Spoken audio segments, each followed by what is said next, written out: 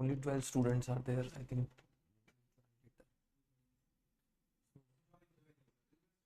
So we can just wait for 5 minutes now. Okay. So good morning everyone. This is Dr. Vineet and welcome to our session 2 of the ophthalmology made easy session for the FMG aspirants. So today we would be basically discussing three topics. We would be talking about glaucoma, we would be talking about the oculoplasty. In oculoplasty, I would cover the eyelid nasolacrimal system and the orbits. And then we would discuss squint and neuro-ophthalmology. So lot of MCQs there would be today. So we would be seeing a lot of images. And I think you must have got my WhatsApp and Telegram number. So many students requested about the images. So we would basically, if you any one of you want the images and the notes, so that is there. I have basically made it available for the NLC students till the FMG exam is there in December. You can access it from my ebook, and if any one of you wants the link, so you can get it from me and you can access there. So whatever I am teaching and the images that I am showing that are there, if you have any doubts, you can basically join our Telegram group and ask about the doubts, and any further topic you want, you can get it from there. Is it clear to all of you?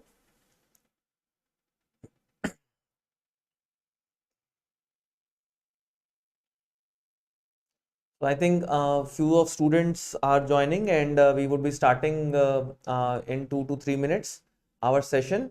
And basically, the basic concept of this teaching is that you understand the concepts and you know how to basically go forward when you are basically attempting the paper.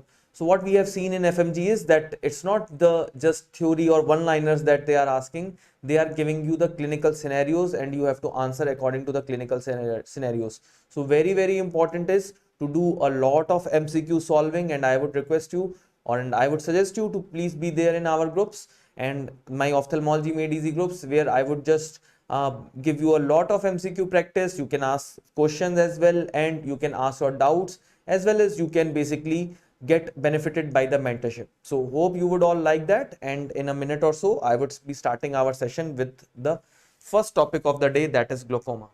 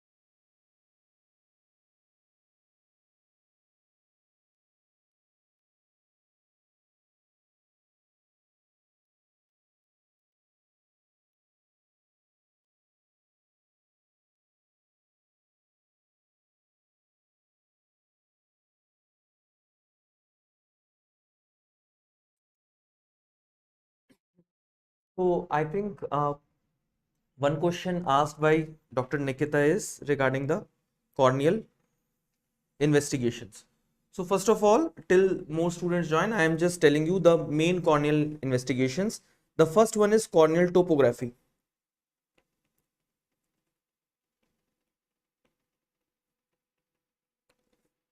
What we do in a corneal topography is that we basically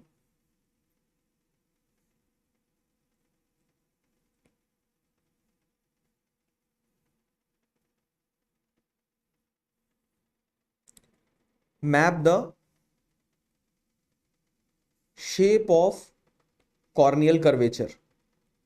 Now, there are many modalities through which the corneal curvature can be mapped. So there are many instruments for corneal topography. The first one is,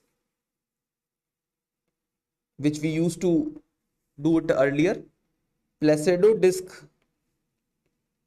keratoscope or keratometer. The now one which we are using more is OBSCAN and Pentacan. So remember these names.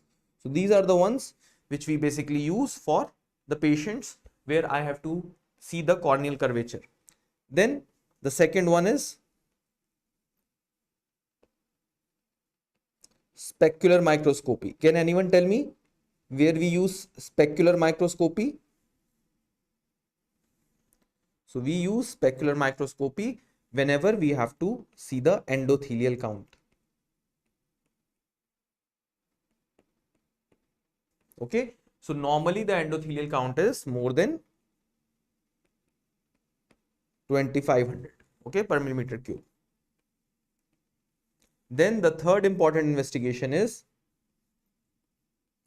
esthesiometer. What is the role of esthesiometer? Esthesiometer basically tells us about the corneal sensations. Can you tell me any disease where the corneal sensations are decreased? Anyone?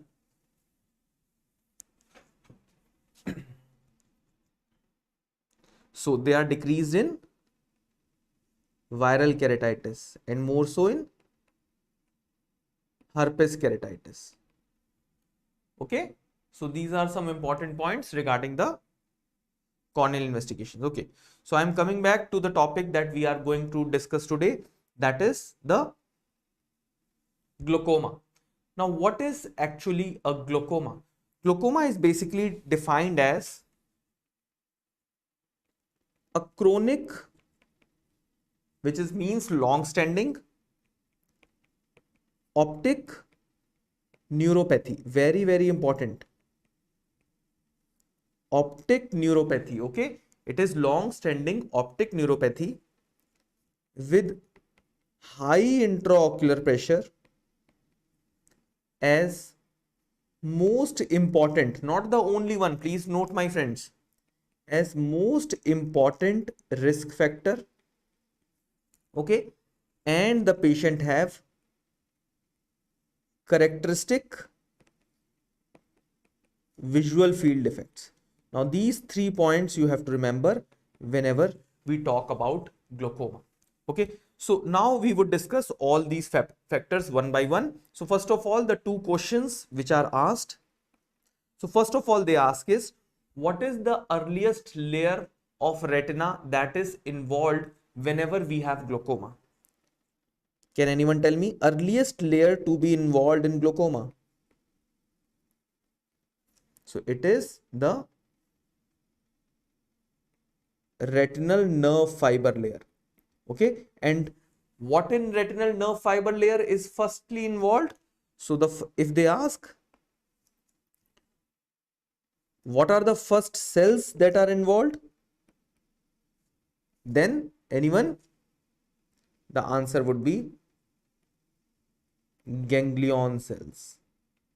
Okay, so these are the introduction notes of glaucoma. You should be able to understand these points to basically understand my lecture in the next 1.5 to 2 hours. Okay, so first of all, I would show you how the glaucoma looks like.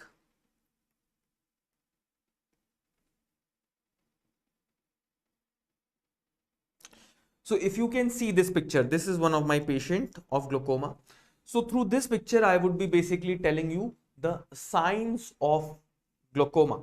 What are the various features of glaucoma? So before we talk about the various features of glaucoma, please see this picture.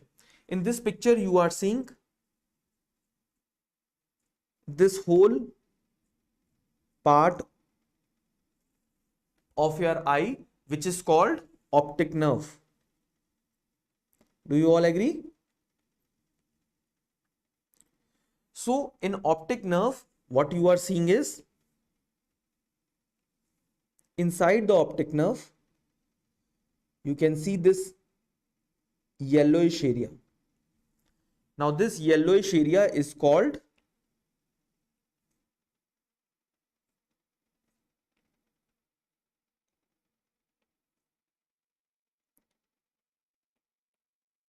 cup. Okay, So this whole is optic nerve, and this yellowish area is called optic nerve. This is called cup. And if we basically see whole of this optic nerve, it is called optic disc. Is it clear till now? Everyone give me a thumbs up. So in whole optic nerve, the area which I have made with the green, this is called disc, and the area which I have made with boundaries as the red dotted line, that is called cup. Is it clear? Give me a thumbs up. Okay. Through this, we would basically discuss the further lecture. Now, if you can see this orangish area, what we call this? We call this the neuroretinal rim. Okay. I call it neuroretinal rim. Okay. So why this is important? Now understand it with the help of a boiled egg. Now in this yellow portion you are seeing, this is the cup, and the white portion you are seeing, this is the neuroretinal rim. Now those who are going to gym, you must be understanding, you must be appreciating that the white portion of the egg, that is the one which is having the most amount of protein. Okay. So similarly in your optic nerve, the neuroretinal rim have all the nerve fibers. Okay. And they are basically responsible for your visual field. Okay. So what I am seeing you is my vision. What I am seeing in the periphery, that is my visual field. Okay. So whenever the patient gets glaucoma, you would get the changes in your optic nerve head. You would get some changes in the cup. You would get some changes in the disc. You would get some changes in the blood vessels, and you would get changes in the neuroretinal rim. So first of all, we talk about the neuroretinal rim. If this is my neuroretinal rim, one question that is asked again and again is that which part of neuroretinal rim has the maximum thickness?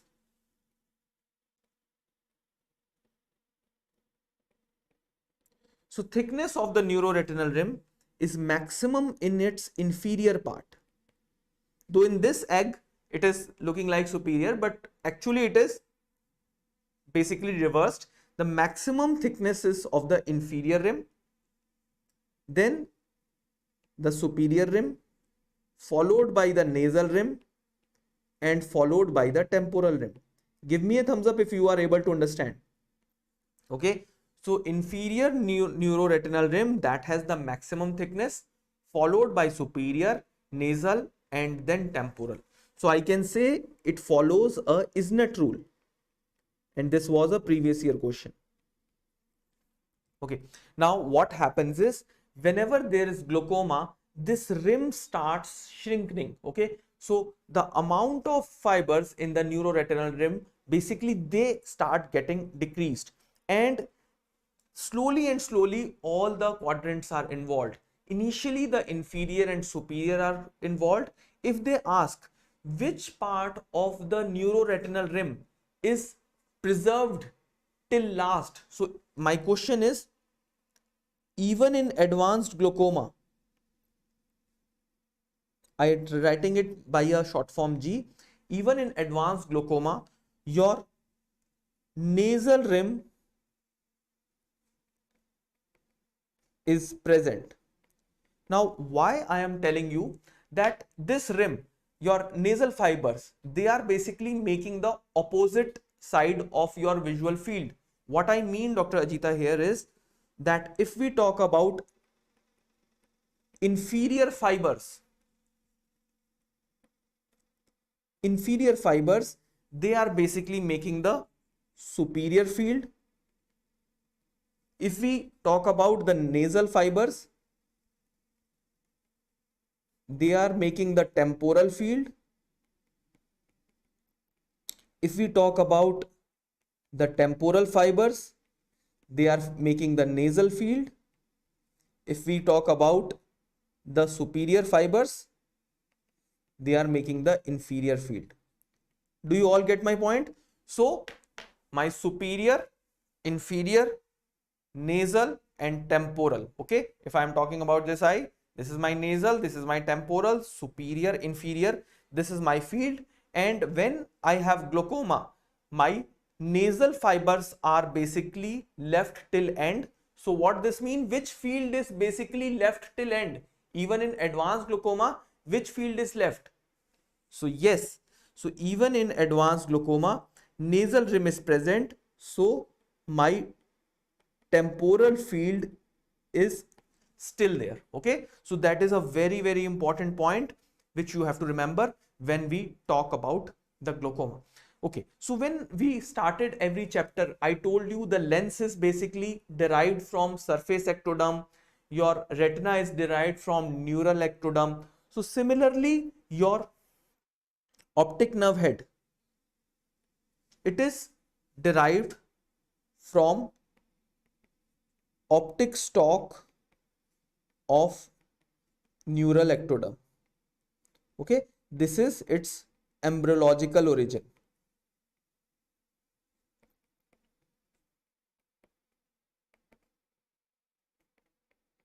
Okay, let's see few signs which you get in glaucoma. What are the various signs in the optic nerve head which basically tell this patient is having a glaucoma? So first of all, you see that the neuroretinal rim that becomes thin.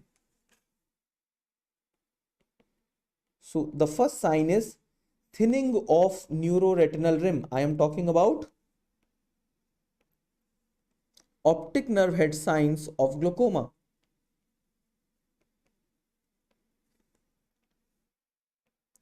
So first sign is thinning of neuroretinal rim. Then this cup, okay, the yellowish portion is cup. So this cup increases in size.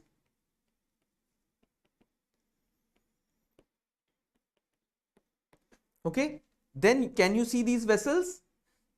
These are the blood vessels. They go more nasally. If you can see, this is the nasal side. This is the temporal side. Okay, so the vessels are bending more towards nasally.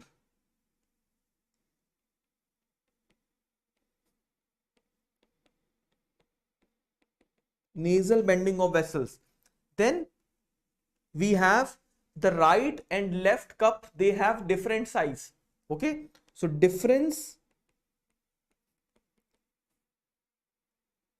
in cupping in both eyes.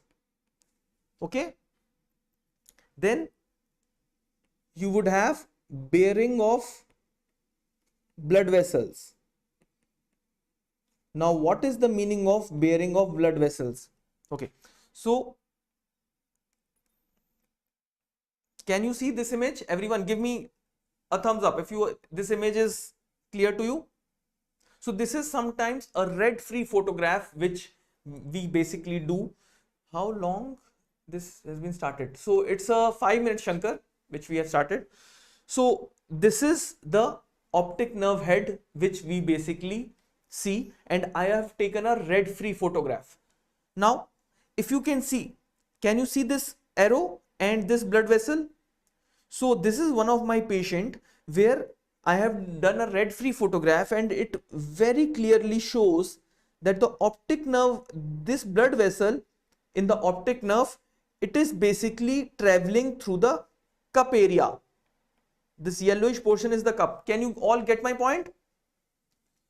So this is the cupping, and this is the blood vessel which is going through the cup and going outside. Okay, normally this vessel does not go through the cup. So this is basically called bearing of blood vessel. If you understand, give me a thumbs up. Okay, so bearing of blood vessel, this is also a sign of the glaucoma. Then the next sign is bayoneting sign. Now what is the meaning of bayoneting sign? if you can see in this image, can you see this blood vessel? So this blood vessel is basically taking a turn at the edges of the cup. Okay, so this is my cup and this blood vessel is bending at the edge of my cup. Okay, so this steep bending at the edge of the cup, this is called bayoneting sign. Okay, last but not the least, we can get another sign which is called laminar dot sign. Now we have in your optic nerve, we have a sieve like a chalni, sieve like structure in the optic nerve. Through that holes your fibers go towards making the optic nerve head in the intraorbital region and going to the brain. So all the fibers pass through that your sieve and go in the optic nerve head intraorbital region. This sieve is in the sclera. So when this sieve, the holes in the sieve, they can be seen from the fundus, that is called a laminar dot sign. So you would have like this in the cup, you can see sieve like big holes. Okay, why this is happening? Because of the increased eye pressure, you can be able to see all these micropores from the outside. This is called laminar dot sign. Okay, so I repeat, what are the signs of glaucoma? The first and the most important is thinning of neuroretinal rim, increase in the size of the cup, nasal bending of the vessels, difference in the cupping of both the eyes, there is a asymmetry of the cup, then bearing of blood vessels, bayoneting sign, and your laminar dot sign. Now these all are your basic signs which you basically have to remember whenever we talk about the glaucoma. I would just show you some questions also, and through that we would basically practice the various questions that can be asked in glaucoma. Now the main pathology of glaucoma is increase in the blood pressure. Why this happens? This happens because of increase in the intraocular pressure. This is the most important risk factor, or I would say only risk factor which we can modify. Okay, so bearing of vessel, repeat. Okay, so Mohan, before I go back, I just tell you the bearing of vessel. Can you see this picture? Give me a thumbs up, everyone. If you can see this blood picture, normally what happens is the black blood vessel which you can see here, which is going through the yellowish portion, the cup, usually it is not seen from outside. It goes in the behind it or above it. You cannot see this yellowish, this blackish line going through the cup normally. But when there is a glaucoma, there can be possibility that you are able to see the vessel which is basically traversing through the cup. This is called bearing. Bearing means earlier it was not visible, now it is visible. This is called bearing of the blood vessel. Okay, now we come to the IOP. The most important risk factor of the glaucoma is increased intraocular pressure. Now when we talk about the intraocular pressure, like we have a blood pressure, we have intraocular pressure. We say any pressure which is less than 21 millimeter of mercury or more than 9 millimeter of mercury, this comes under the range of normal intraocular pressure. If the pressures are high, this can basically lead to glaucoma. Now, why this pressure increases? Before I go to that, please understand an example of a sink in your kitchen. So in sink in your kitchen, you have a tap which basically pours the water. It drains through the pipes to the outside. Okay, so we have a draining mechanism in our eye, which basically the eye pressure, the aqueous humor is made, and this aqueous humor basically goes through the sink or some pipes to the outside. Now what are these channels? we have two type of outflows. The main one is a trabecular meshwork outflow, and the second one is uveoscleral outflow. So we have two mechanisms, trabecular meshwork outflow and uveoscleral outflow. They are basically responsible for this drainage. The trabecular meshwork outflow is responsible for 90% and uveoscleral outflow is responsible for the 10% of this outflow mechanism. Now the question arises that how can basically we measure this intraocular pressure? So to measure the intraocular pressure, the technique is called tonometry. Have you ever heard the name? Tonometry. So through tonometry, we can basically tell that whether the pressures are high or whether the pressures are low. So if you can see, this is a applanation tonometry which I am doing. Can you see this picture? So applanation tonometry is basically the gold standard of the tonometry. The most of the questions would be asked on the applanation tonometry. How I am doing it? The patient is put on the slit lamp. This is my tonometer. Okay, can you see this prism? I put a blue light over this prism and then I touch the cornea. Okay, so I just make it more enlarged. So with this prism, I touch the cornea. This is basically the applanation tonometry. Okay, remember, whenever we are doing an applanation tonometry, whenever we are doing a slit lamp, I told you we use slit lamp to see the cornea as well. So slit lamp is used to basically see any anterior segment structure. So whenever you are basically using a slit lamp, you basically switch off the light. Okay, so always this has to be a dark room procedure. Okay, so what I do here is I basically put a dye, sodium fluorescein dye, in the conjunctiva. Okay, it stains my cornea, and with the blue light I touch the eye and I see Myers like this. Can you see this green rings? Everyone, can you see these green rings? Okay, so when these green rings, their inner portions overlap. Okay, so this is basically the intraocular pressure of the eye, and we have a knob here also. Can you see this knob? So this knob increases the pressure or decreases the pressure, through which we can know that when these rings overlap, this is the intraocular pressure of the patient. Okay, so this is called applanation tonometry, which is the main tonometry for the measuring the intraocular pressure.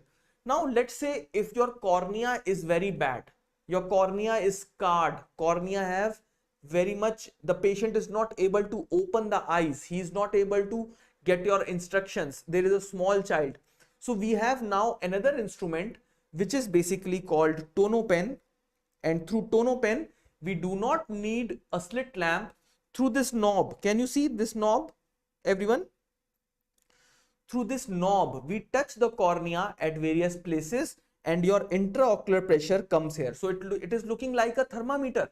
Okay, so your question is, Harshal, sir, why it is half cut? So the prism is like this. Prism have two prisms which are overlapping each other. Okay, that is how the structure of the prism is. So that's why it is half cut. Okay, so this is a tonopen looking like a thermometer. It touches the cornea at various places, and when it touches the cornea at various places, it can basically get the pressure inside. Okay, let's say 14 millimeter, 15 millimeter. So this is a tonopen. We use it in those patients where you cannot do a applanation tonometry. So I basically use it in the patients who have scarred corneas or my pediatric patients. Sure. Let's move to our Next important tonometer for historical importance, because this can be asked as a visual. This was earlier a tonometer which was earlier used, still now used in few of the places. This is called a Schiord's tonometer. Can you see this? Now what I do here is that I tell the patient to lie down and I put this instrument. Can you see this instrument? This instrument over the cornea. So the foot plate, if you can see here, everyone, this foot plate, this is resting over the cornea. Okay, so this is the Schiord's tonometer. The only problem with this is that the patient is basically not in its physiological position. The patient is lying down. So when the patient is lying down, itself the intraocular pressure increases, and this plate can basically injure the cornea as well. It puts a weight and it is not as accurate as applanation tonometer. Do not need to go into the details of Schiord's tonometer. Just remember how the Schiord's tonometry is done, and this is called Schiord's tonometer. And because it presses the cornea, okay, remember when we talked about Goldman tonometer, it touches the cornea. Schiord's presses the cornea. Everyone give me a thumbs up if you are able to understand. So when it presses the cornea, it deforms the shape of cornea. So this is called indentation tonometry.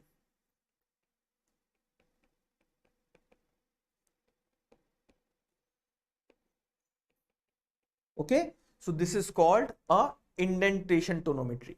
So these are the important points that you should be remembering when we talk about the various types of tonometers. So 3 tonometers, please remember.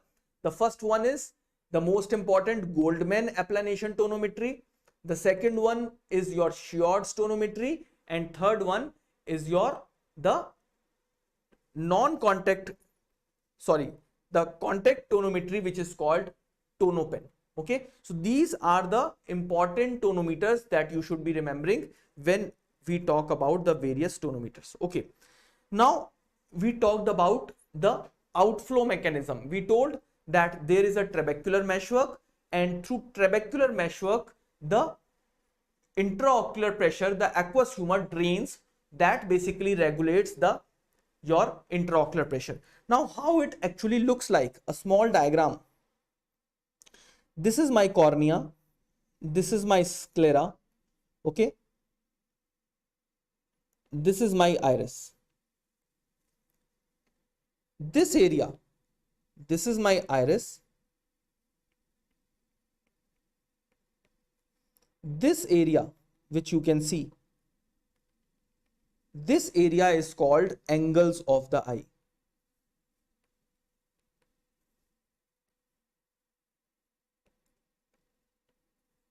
Similarly, in the other part, these are called angles of the eye. Are you able to understand this?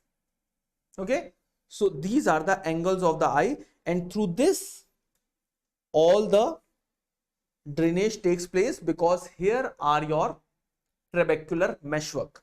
So the trabecular meshwork is basically in a plane where other structures are also present. What are the other structures? They are, I am making it with the help of a diagram. The first one, which is towards your cornea, is the Schwalbe's line.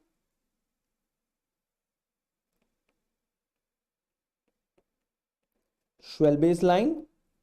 Then we have the sieve-like trabecular meshwork. Okay. Then we have a spur in the sclera. We call it scleral spur. Then we have a band-shaped area, which is called ciliary body band,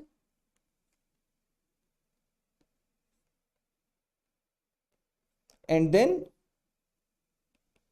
we have the iris. So these are the structures in this angle. Are you getting my point, everyone? Just give me a thumbs up. So we have 5 structures in this small area, which is Schwalbe's line, trabecular meshwork, scleral spur, ciliary body band, and the iris root. Okay. How can we see that? This is all theoretical. How can we see that? We can see that with the instrument which is called this one, gonioscope. Okay. So this one which you are seeing, which I am putting in the over the cornea. Remember, this is not a applanation tonometry. Everyone, please give me a thumbs up. Can you appreciate? This is something I have basically hold it with my hand, and I am putting over the cornea with a yellow light. I am not using a blue light there. Do not confuse this gonioscope with this applanation tonometer. Everyone, can you appreciate? This is a applanation tonometer where the prism is touching the cornea for measuring the intraocular pressure.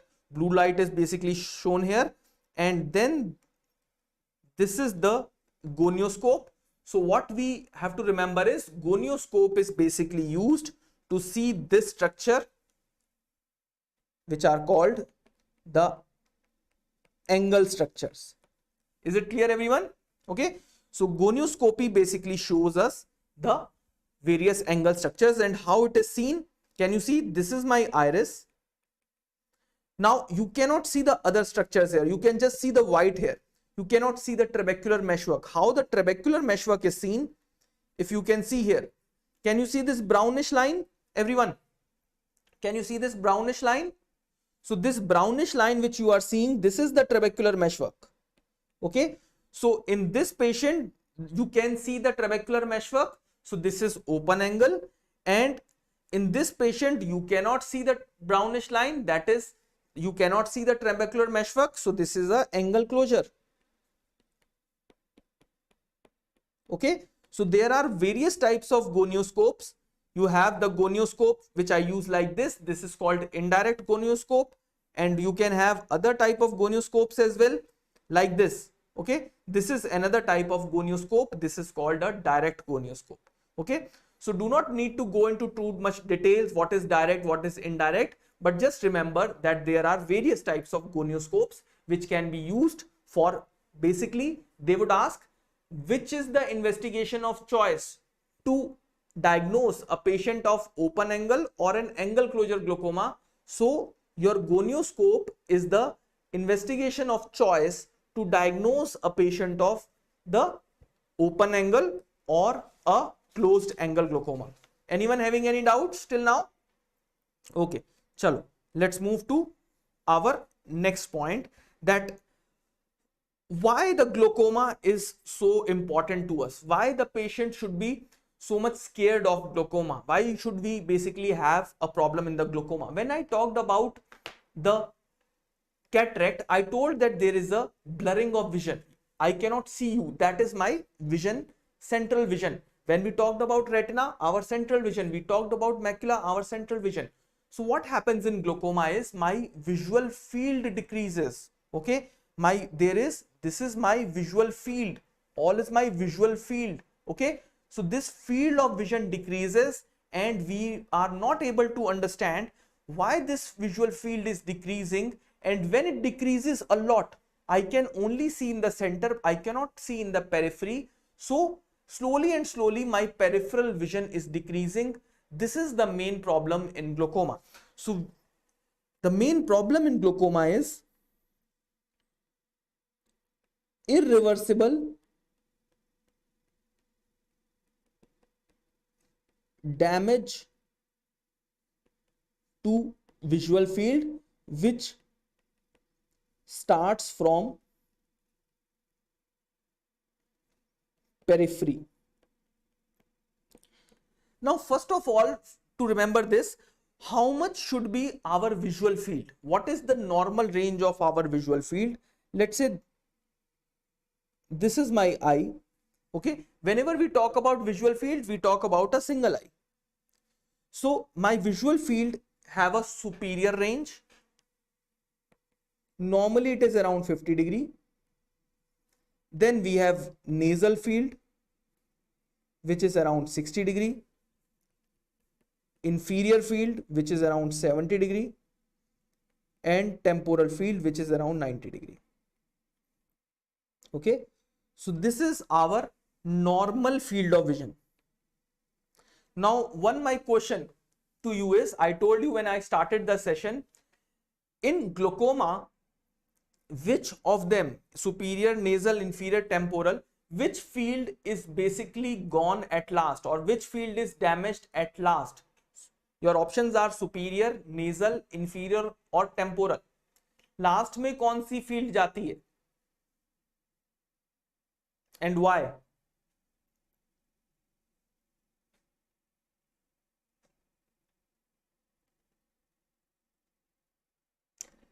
So Sony says nasal. So it's the temporal fields which are basically lost in the end. Why? Because the temporal field is made by the nasal rim. So nasal rim is preserved till last. So the temporal field is basically gone till the last. Okay. So this is the answer. Everyone, is it clear? Nikita, Ajit? Okay. So now the question occurs is how to basically how to measure the visual fields. So we have many instruments through which we can basically measure the visual fields, and they are called perimeters. The one which we are using nowadays is the Humphrey visual field analyzer. Okay, earlier we used to use Goldman perimetry. Just remember the name. Now we are using a Humphrey visual field analysis. Before I go to the details of what are the visual field defects, we should be knowing some important points in the visual field analysis. Whenever we talk about the visual field, let's say this is my visual field. This is my center of the visual field. Do you all agree? Give me a thumbs up. So this is my center. I call it fixation point or my central area. Okay. Then there is an area which is in the temporal side. Now this is temporal. This is nasal. We have a point, a black area which comes in the visual fields, which is temporally. Okay. This is my horizontal meridian. This is my vertical meridian. Okay. Vertical line, horizontal line. So this area is just below the horizontal meridian. Okay. Between 10 to 20 degree.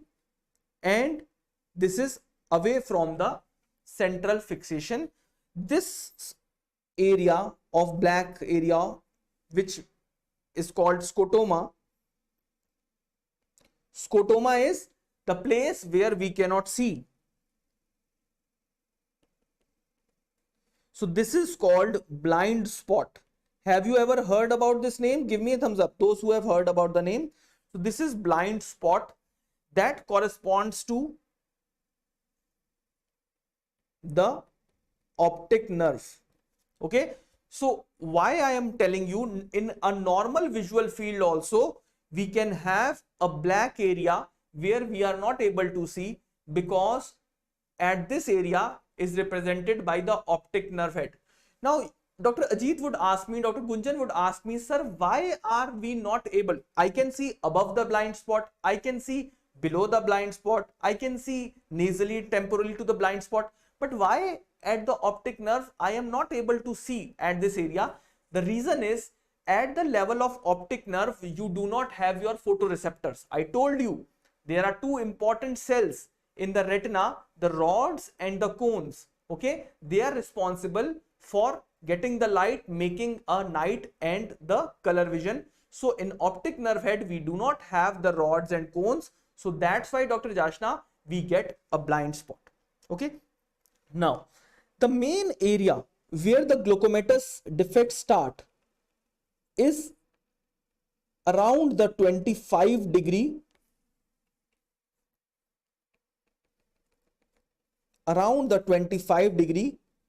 from the central fixation axis. Okay, so this area of 25 degree, which is basically the area where the glaucoma defects basically come, this is called a Jerum's area. Okay, so I repeat, those who have just joined, we have a visual field. In visual field, we have the center of the visual field, which is called fixation spot.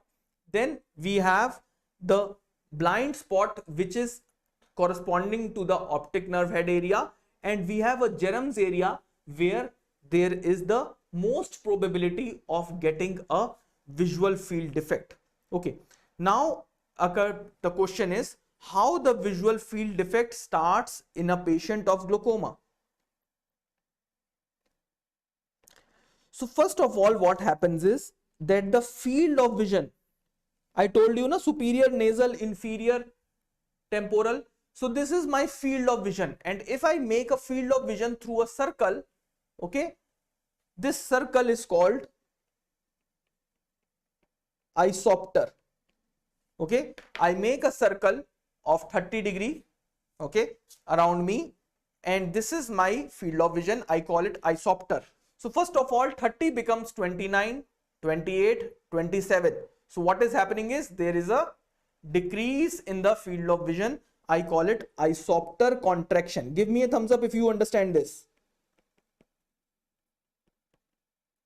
So before getting any defect in the Jerum's area, in the central area, we get the decrease in the generalized field of vision. I call it isopter contraction. Okay.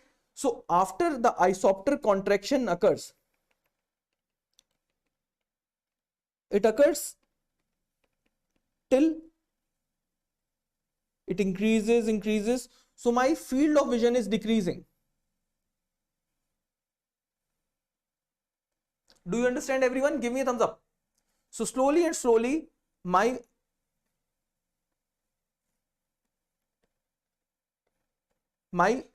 field of vision is decreasing,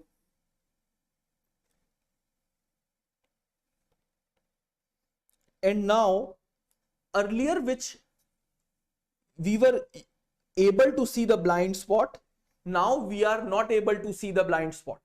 Okay, so the blind spot is now not in the visual field because visual field has contracted a lot. So I call it bearing of blind spot. Do you all agree? Give me a thumbs up. So we have a bearing of blind spot because of the contraction of the visual field. So my second sign is of glaucoma is, first is isopter contraction. So they would ask, what is the first sign of glaucoma in visual field? My answer would be isopter contraction. Then the second sign would be bearing of blind spot. Okay, everyone? Okay, so this is how a Humphrey visual field looks like. So after this blind spot, basically there is a bearing of blind spot. Then you can get some defects in the Jerum's area, and the first defect that comes in the Jerum's area, the 25 degree, is a scotoma there. Okay, so this scotoma, then I call it paracentral scotoma. Okay, so first comes the isopter contraction, then comes the bearing of blind spot, Then comes the paracentral scotoma. Is it clear? This is the third defect that comes in the patients. Okay. Now this paracentral scotoma, it increases in size and it becomes like a seedle. Okay, like this. This is the shape of a seedle. Have you seen a boomerang? So this is like this. So now this becomes, scotoma becomes seedle shaped. Okay. So the next defect that comes is seedle scotoma. Now this defect increases more. Seedle scotoma, it goes to the horizontal meridian. When it goes to the horizontal meridian, okay, whole of this is involved, then I call it arcuate scotoma. Okay, I call it arcuate scotoma. The next step is there is another arcuate which develops in the inferior half also. So there is first arcuate in the superior half, then becomes an arcuate in the inferior half also. We call it double arcuate. Okay, is it clear everyone? So I repeat, what is the sequence, the chronology of the various visual field defects? We start with the isopter contraction, our field of vision decreases, then our blind spot goes out of our visual field, then we get a paracentral scotoma, then we get a seedal scotoma, followed by the arcuate and double arcuate. If you are able to understand this, just give me a thumbs up. Now, the question they may ask, what is the first sign of the visual field defect in glaucoma? You would say, we have isopter contraction, and if they say double arcuate, this is the advanced visual field damage that has happened in glaucoma. Okay, so these are the correct. Now when I started the session, I told you the glaucoma is a chronic optic neuropathy with characteristic visual field defects. So what are the characteristic visual field defects? These are the characteristic visual field defects. Why I am telling this? Because there are certain type of visual field defects which we would study in neuro-ophthalmology today, which are basically not related to the glaucoma. Okay, if you get these defects, they are related to glaucoma. Okay, now we come to the types of glaucoma. Now we come to the various types of glaucoma. The two main types of glaucoma are primary open angle glaucoma and primary angle closure glaucoma. There are two more types which are seen less, that are glaucoma in a very small child, infants. I call it congenital glaucoma. And then we have glaucoma due to other disease. Okay, let's say you have a uveitis, you have a lens, intumescent lens, hypermature cataract. They are basically causing a glaucoma. That is called a secondary glaucoma. Okay, so first of all, I would talk about the primary open angle glaucoma. Now, primary open angle glaucoma is whatever I have taught till now. So this is a glaucoma where when we do gonioscopy, I told you na, gonioscopy is used for measuring the angles or for basically seeing the angles. So on gonioscopy, there are open angles. There is a high intraocular pressure, which is more than 21 millimeter. And there are visual field defects which correspond to the glaucoma.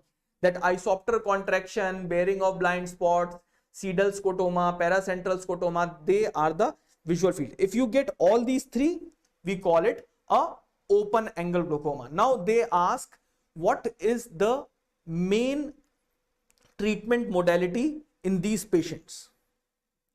So now we come to the treatment modality in this patients. So the treatment modality in these patients is, the first thing that you would do in these patients is to decrease the intraocular pressure. And this treatment of intraocular pressure, the first choice is always medically. We do medical management.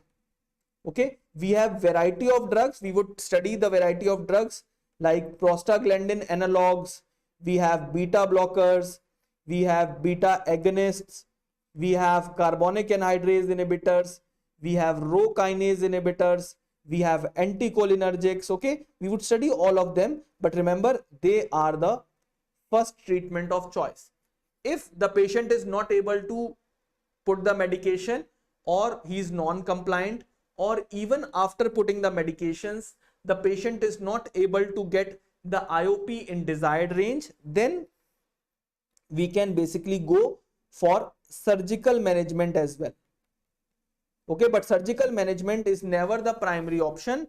This is basically done in those cases where the IOP is not controlled, and surgery in these cases is called trabeculectomy. I would show you how the trabeculectomy is done. So this is the gold standard of the surgery which is done in the patients where the patient is not able to get a IOP in its desired range with the help of the medication. In United States and in some other states also has started in the India also, that we can put some laser spots over the trabecular meshwork. They can also help in reducing the intraocular pressure to some extent, but that is a temporary action. Okay, so what I am saying is, we have the trabecular meshwork, we can put the laser spots over that trabecular meshwork, and they can also help in opening that trabecular meshwork. Okay, and this process of putting the laser spots, this is called trabeculoplasty.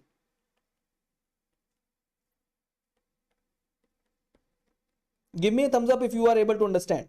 So our three management options in the patients who have got a glaucoma, a open angle glaucoma, is first we have to do a medical management.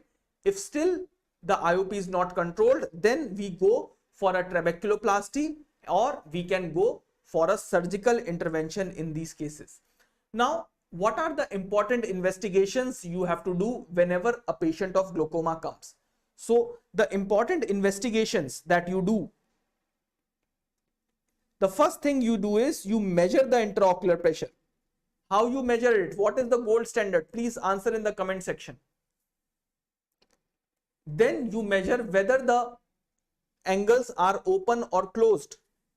You identify the nature of glaucoma, type of glaucoma. Then you see what is the damage due to glaucoma, that is called perimetry. Okay, so the investigation you do for intraocular pressure, you do applanation tonometry. For closed or open angles glaucoma, you do gonioscopy. And for perimetry, you do a Humphrey visual field. Okay, so sometimes they ask a clinical question that which investigation to be done in a patient of glaucoma, or they would just give some signs of glaucoma and they would ask which has to be done in which case. Okay, so now comes the next type of glaucoma which has more acute presentation. Open angle glaucoma basically comes, the patient comes when a lot of damage is already there. Sometimes there is a acute presentation of glaucoma. What is the meaning of acute presentation? The patient comes to the OPD with a lot of pain. He says that, sir, I am feeling vomiting, very high intraocular pressure, anterior chamber is very shallow. Okay, so the patient, because of the high intraocular pressure, the endothelium cells are not working, so you have corneal edema. So all of these are basically signs of acute angle closure glaucoma. Now I told you, I showed you a picture of acute angle closure glaucoma where you cannot see the angles. Now this is the angles. If iris is coming forward, see here, if iris is coming forward, it is basically blocking the angles, okay, blocking the angles, and this area is very shallow. You have a very shallow anterior chamber, okay. This is called acute angle closure glaucoma. So if you understand, give me a thumbs up. So what would happen in the patient is that the patient would come and he says that, sir, I am having this in recent onset. This is called a presentation of angle closure glaucoma. Don't worry, we have the treatment for this as well. Now, how it looks like, how a acute congestive glaucoma looks like. Now, this was one of my patient. If you can see this picture, can you see this corneal edema and small amount of these whitish yellowish spots? Okay, so these are basically the bubbles that are made in even in cornea because of the high intraocular pressure. You can see there is a dilated pupil, okay, there is a vertically dilated pupil. Another sign of this condition is there is a vertically dilated pupil.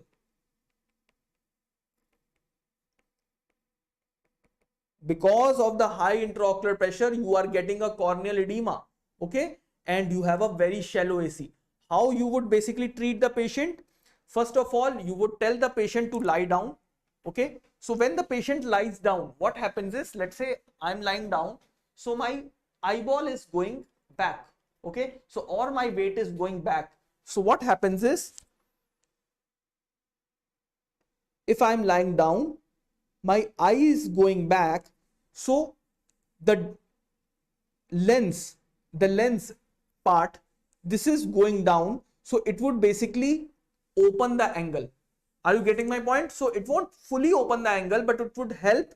So if this is the area, okay, this is my lens, by lying down it goes back because of its pressure, because of the gravity, okay. So the first thing is we tell the patient to lie down. Then to decrease the intraocular pressure, we give hyperosmotic agent. Hyperosmotic agent means that they would basically soak the water from the aqueous and the vitreous humor, so the amount of pressure would decrease. These are the IV mannitol or the oral acetazolamide. Why I am telling you that? This was a question few years back. What is the first drug that you would give to the patient? We would give the intravenous mannitol in this patient to decrease the vitreous volume, okay. Then I would basically start with the oral acetazolamide or glycerol syrup also, because that would also, as an hyperosmotic agent, would decrease the vitreous volume and the aqueous volume, and this would decrease the pressure. Because of the very high intraocular pressure, there is a inflammation of the iris as well. Yesterday I told you that whenever there is a inflammation of the iris, that can lead to uveitis, and for uveitis you have to basically give topical steroids. So I give eye drop dexamethasone or prednisolone to decrease the inflammation. Remember, be very cautious, because sometimes steroid can increase the IOPA as well. So it's not all the time, but sometimes it can increase. So after giving the eye drops, you should measure the intraocular pressure again after few days, okay. Then as soon as this corneal edema decreases, then you can start with the eye drops in these patients. You can start with the anti-glaucoma medication in these patients. What this would do is, this would basically help the patient with more and more intraocular pressure reduction, and then you can basically treat the patient like a patient of open angle glaucoma. Is it clear, everyone? Okay, so we start the patient on anti-glaucoma medications. We give analgesias and antiemetics to the patient, and when we basically have decreased the intraocular pressure, cornea has become more clearer, and the iris inflammation has decreased, then you do a iridotomy in the patient. Now, what is the meaning of iridotomy in this patient? I told you in angle closure, the iris comes in front, this causes the block here and the angles are not now available for drainage. So what I do in these cases is I can basically make a hole. I can make a hole in the iris, and through this hole there is a communication from the anterior chamber to the posterior chamber, and through this there is a alternate pathway that happens, and this opens the angle. Are you able to get my point?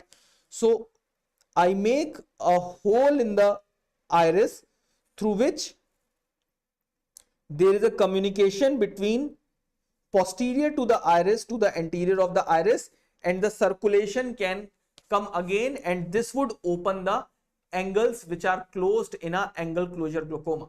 Give me a thumbs up if you want me, I can repeat it again.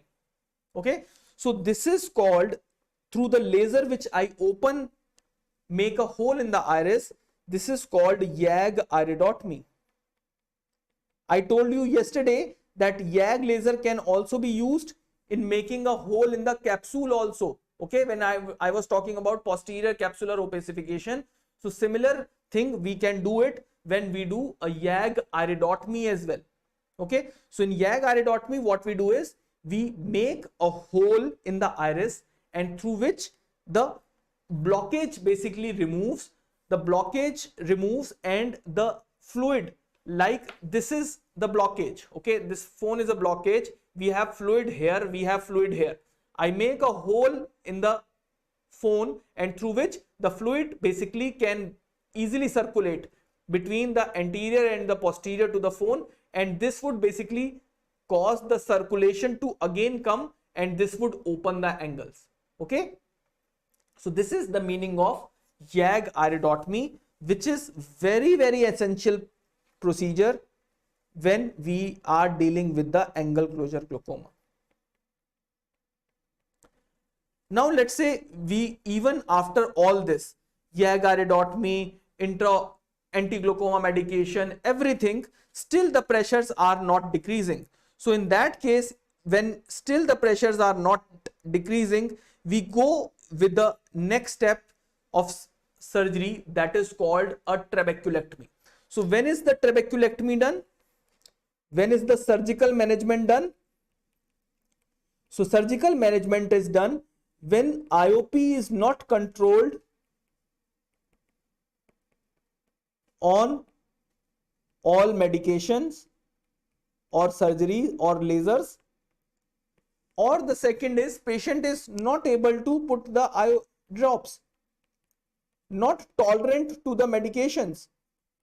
Now all these medicines can have potential side effects. Okay, so if the patient is not tolerant to the medication, he cannot afford the medication, then you do a surgical management. So what I do in surgical management is I bypass the trabecular meshwork. So let's say this is my eye. Okay, this is my anterior chamber, this is my iris. Okay, and this is my sclera. Is it clear, everyone? So what I do here is I make a hole in the sclera. I make a hole in the sclera through which the aqueous humor can directly go in the space between the conjunctiva and sclera. This is my conjunctiva. This is my sclera. So aqueous humor is directly going. Aqueous humor is directly going from the anterior chamber to the space between the conjunctiva and sclera and getting drained here. Okay, so now this surgery is basically, can you see here? This is the surgery being done. So we are making a opening in the sclera. We are making a opening in the sclera through which it communicates to the anterior chamber and the conjunctiva. Then we put the sutures. So this basically helps in drainage of the aqueous humor to the outside. This is basically called a trabeculectomy. So trabeculectomy is done. Remember friends, there are a lot of complications of trabeculectomy. The pressures can decrease a lot. The pressures from this opening, there can be infection inside, there can be endophthalmitis. So a lot of complications are there. That is not in your syllabus. But remember, trabeculectomy is reserved in those cases where you cannot do the medical management, or the medical management is not suitable for the patient because of his condition, maybe systemic or financial conditions. So that is the basic idea. Do you all get my point? Okay, so let's move to the next thing which I just want to discuss with you. That is a brief about various anti-glaucoma medications. Okay, so most of the questions in glaucoma are nowadays on anti-glaucoma medication, eye drops, because now they have overtaken surgery like anything. So first of all, we talk about the drugs that decrease the aqueous humor production. Now, why there is a pressure? There is a pressure because of the aqueous humor. If aqueous humor itself is not formed, this would basically decrease the pressure. Okay, so the first thing that we do here is drugs that decrease the aqueous humor. They are the beta blockers,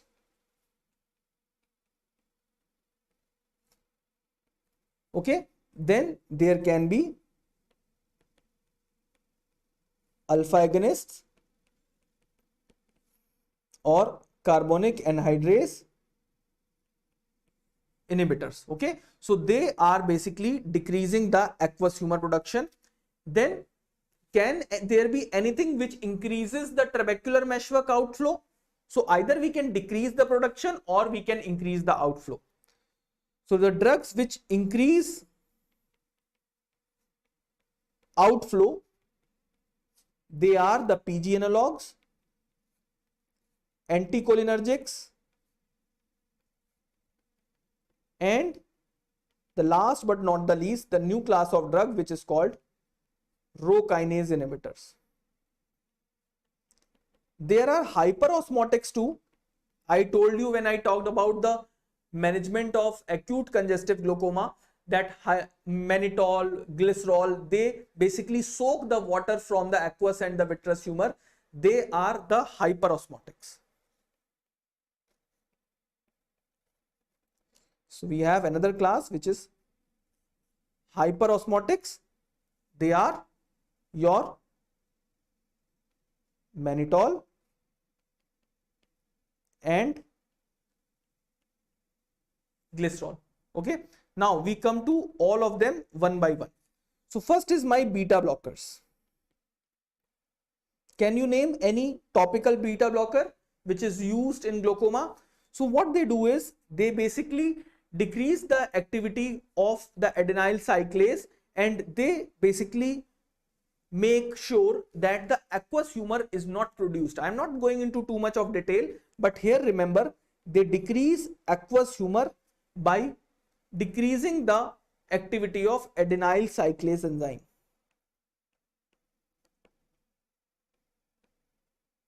Okay, but the problem with the beta blockers is that they can have lot of systemic side effects. What they can basically cause a hypoglycemia,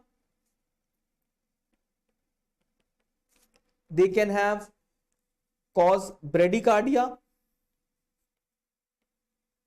and exacerbate the lung problem like COPD. They can have lot of CNS problems as well, like depression. They can increase the HDL, decrease the or regulate the your lipid profile. But the problem here is that they basically have lot of systemic side effects. And now because of lot of systemic side effects, they are not used as the drug of choice. I told you that the most important type of beta blockers are the which we use clinically is timolol. Okay, so because of the systemic problem, they are not the drug of choice. So what is the drug of choice now? The drug of choice now for open angle glaucoma is PG analogs. Okay, what are the PG analogs? Basically, they increase the uveoscleral outflow.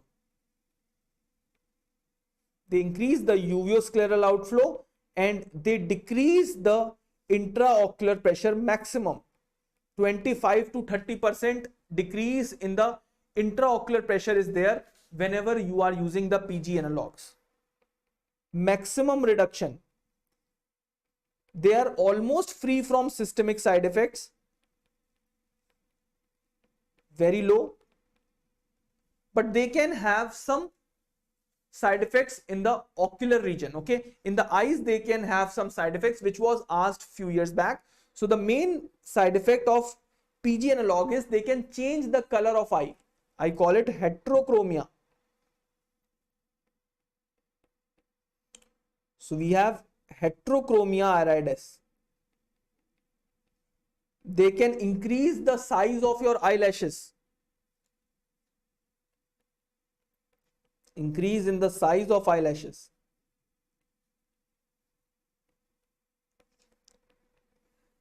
PG analogs, you know, prostaglandins are inflammatory mediators, so they can cause a macular edema as well.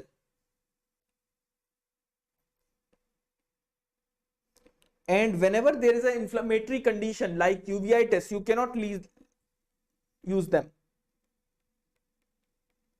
Okay, so they are the main problems which happens whenever we talk about the PG analogs. The most important type of PG analog that you have to remember is letonoprost, travoprost, and the bimatoprost. Okay, letoprost, travoprost, and bimatoprost, they are the examples of various types of PG analogs. Okay, now we come to the third class of drug. Any doubts till now? Now they are the ones which have maximum amount of allergy. They are called alpha agonists.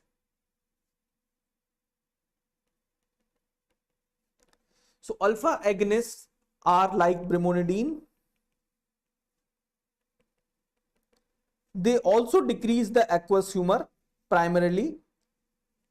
In second phase of action, they can increase the uveoscleral outflow as well. So they have both actions. Mainly it decreases the aqueous humor and in some cases it increases the uveoscleral outflow as well. The main problem with them is that they have very high amount of allergy around the conjunctiva and the eyelid. I call it lot of blepharoconjunctivitis.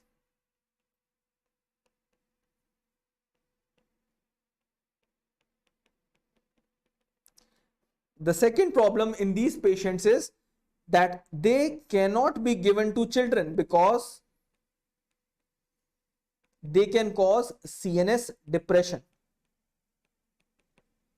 Okay, so though they have good amount of action, but still they are not the drug of choice because of their side effects, which can be ocular as well as systemic. Then we have the next one, which is carbonic anhydrase inhibitors.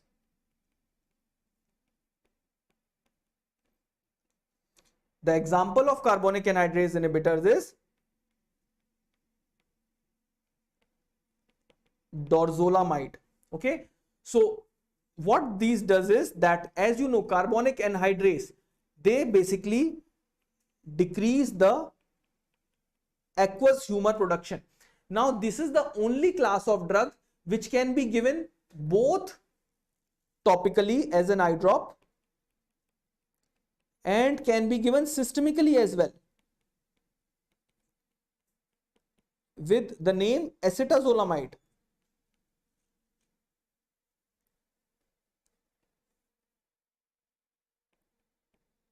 Okay, so they can be used both, but the problem is that systemic acetazolamide, that can cause hypokalemia,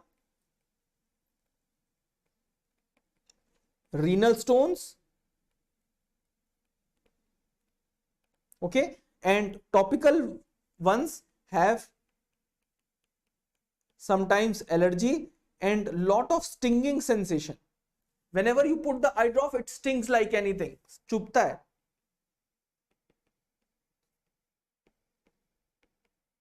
Okay, so these are the carbonic anhydrase inhibitors. Then we have a new class of drug which is called Rho kinase inhibitors. Now these are the new drugs which are in the town. Rho kinase inhibitors, examples are netrasudil,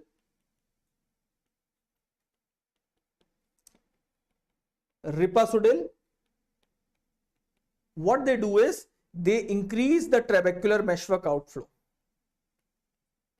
Now everything that you are seeing right now is increasing the uveoscleral outflow.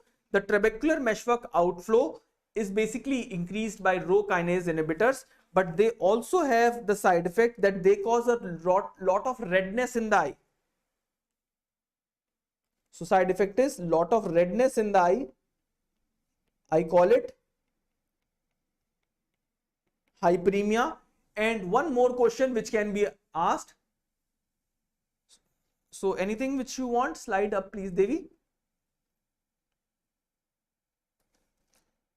So whatever I am teaching, that is there in the notes also, and any NLC student can basically access the notes for the this month and the coming month till your exams. You can just have to WhatsApp me. I would send you the link. You can basically download the app, that is the my ebook app, and you can see it in the FMG notes section. Okay, chalo.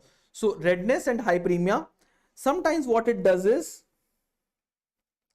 it can basically be deposited in your cornea in the shape of vertex or hole, okay, like this shape. This is called cornea verticillata.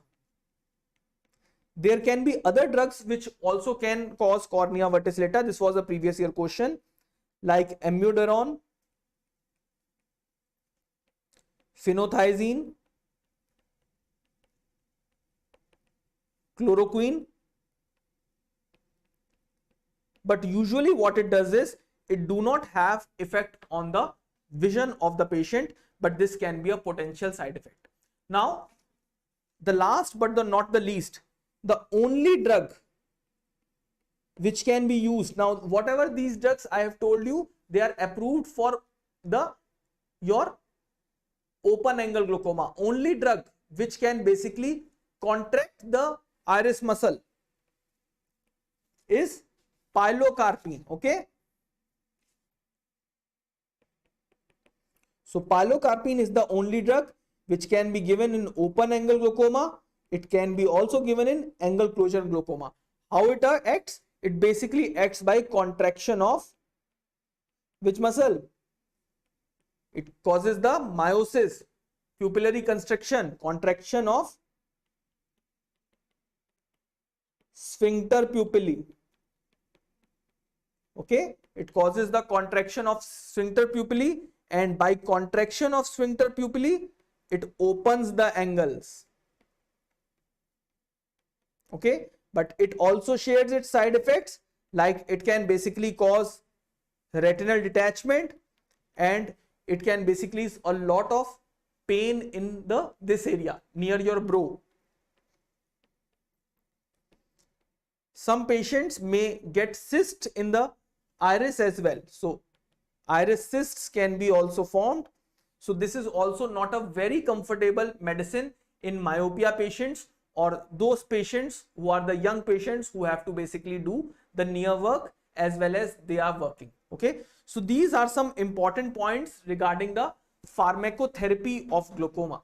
So we have basically done most of the part of glaucoma. Now we would take a 5-minute break, 10 minutes, sorry, we would take a 10-minute break, and then I would continue with the congenital glaucoma and the secondary glaucomas and a type of, if angle open, how can it used in open. So Anuj, now there is very good question which the patient you have asked, that how it can be used in open angle glaucoma. Though it is not in your syllabus, but as you have asked the question and I like it, so what it does is it increases the outflow facility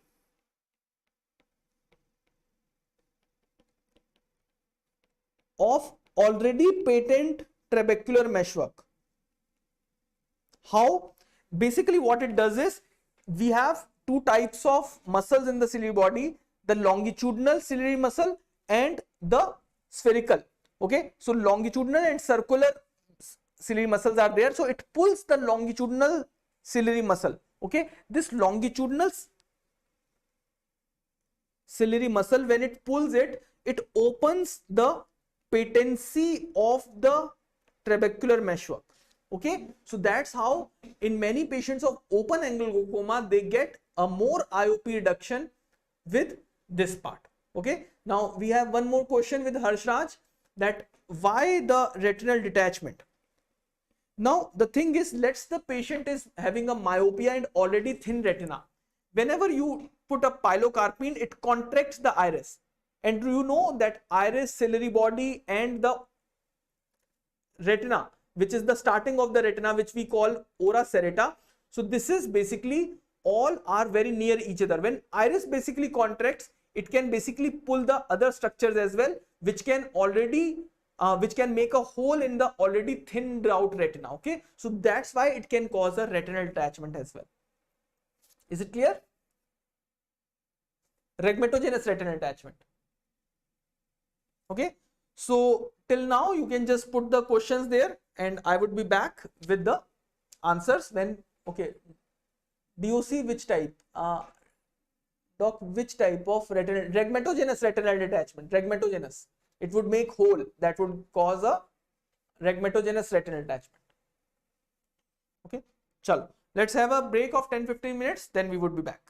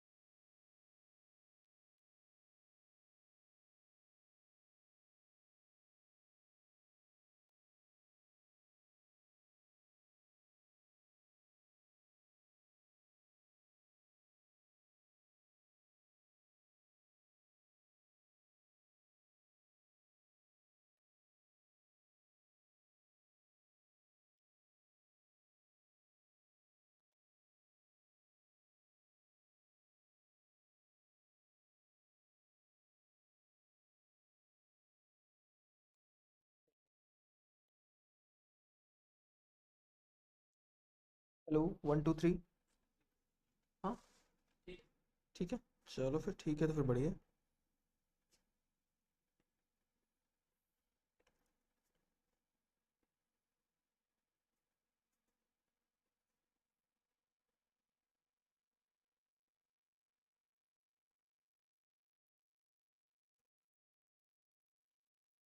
So welcome back friends. Now we would cover the rest of glaucoma and then we would do a small amount of MCQ practice. So the next thing that we would be covering is the another type of glaucoma which is present in children, in infants, which is called a congenital glaucoma. So what is actually a congenital glaucoma? It is basically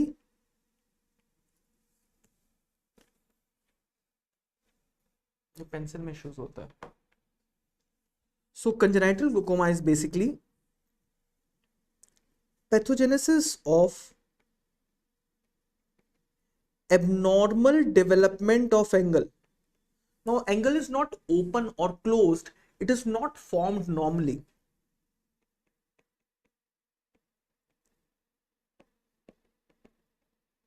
Let's say this is my eye, this is my angle, this is not formed completely, and a membrane is over it. Okay, this hypothetical membrane, which we still do not know histopathologically whether it is there or not, but hypothetically there is a membrane which is covering the angle. We call it Burkin's membrane. So that's why the drainage is not proper, and the patient, in young child, a small 1-year-old infant, he comes with the eye which is because of the high eye intraocular pressure, the sclera basically stretches, the eyeball stretches, so the patient have a large eyeball. This large eyeball, normally I told you when I started the session of cornea that eyeball is around 11 to 11.7 millimeter. If this eyeball is more than 13 millimeter, we call it a condition. Have you ever heard the name? Ophthalmos.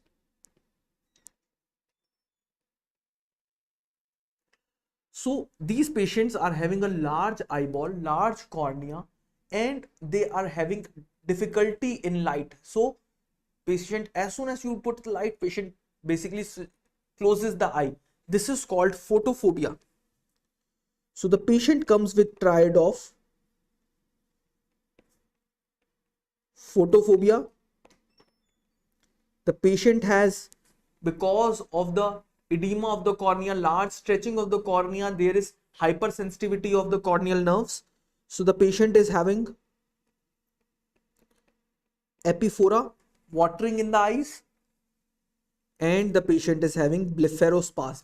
As soon as you basically switch on the light, patient closes the eyes like this. Spasmodically, it closes the eye like this. Okay, this is called blepharospasm. So this is the basic triad of congenital glaucoma. So how would they give you a question? They would show you a picture of a small baby with large eyeballs, with corneal edema, and they would say that the patient has come with photophobia, epiphora, blepharospasm. What is the condition? Condition is congenital glaucoma. This was a previous year question. Now, what are the signs of congenital glaucoma? Can you see these arrows? Can you see these arrows and these lines?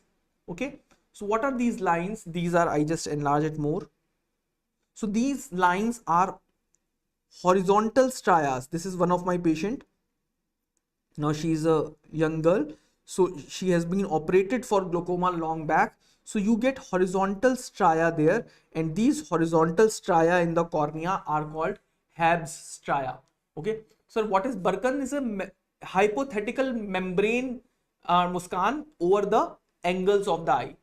Hypothetical, we still do not know whether it is there or not histopathologically, but to explain the pathogenesis, we have made a Burkin's membrane which is there over the angles covering it, so that there is no drainage through that.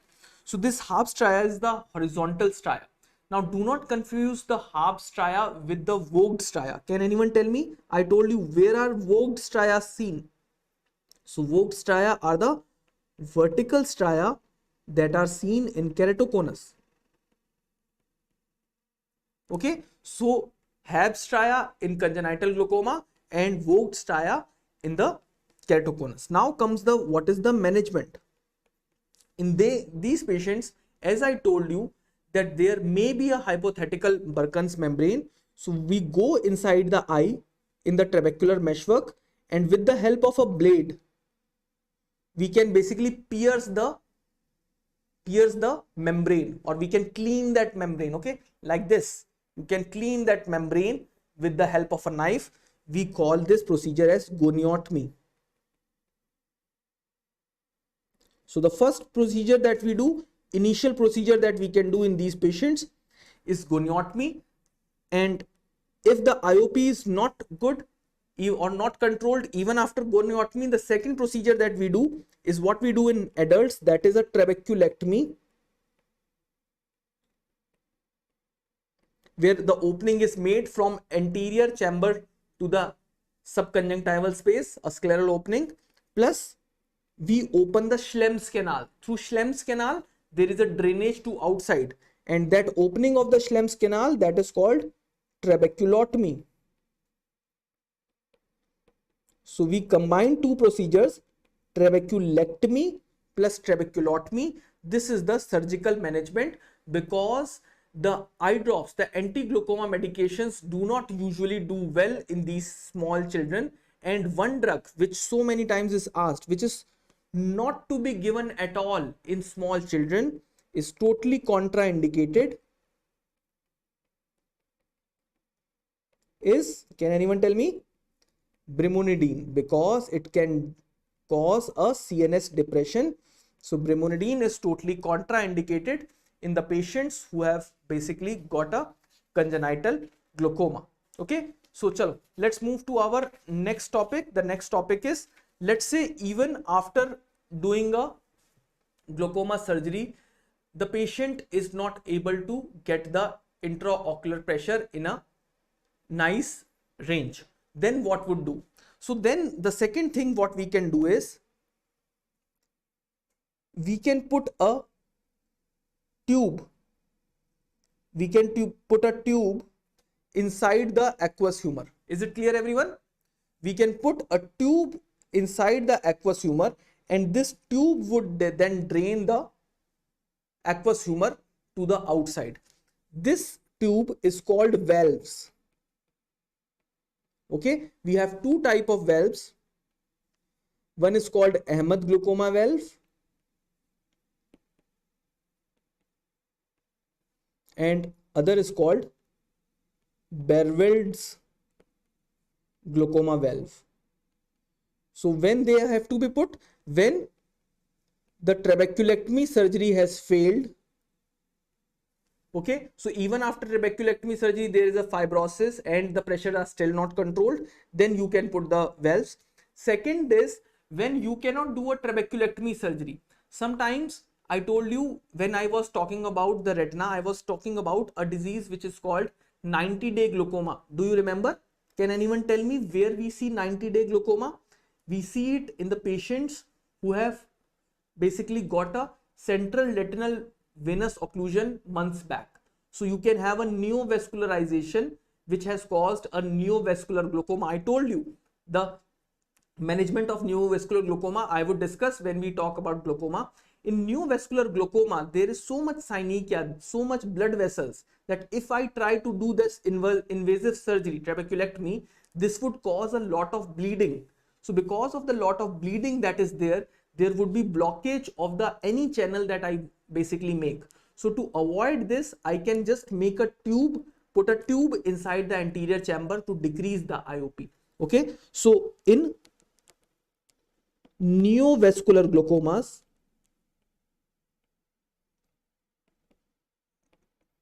okay, or any complicated glaucoma where there is, let's say, there is no conjunctiva remaining, there is very scarred conjunctiva, or there is lot of inflammation inside the eye. Lot of inflammation would already block the scleral channel that I make, scleral opening. So in any complicated glaucoma like uveitic glaucoma,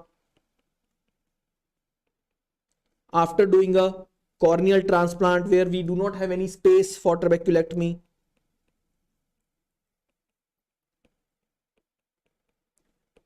So in these cases, we can basically put a Ahmed glaucoma valve.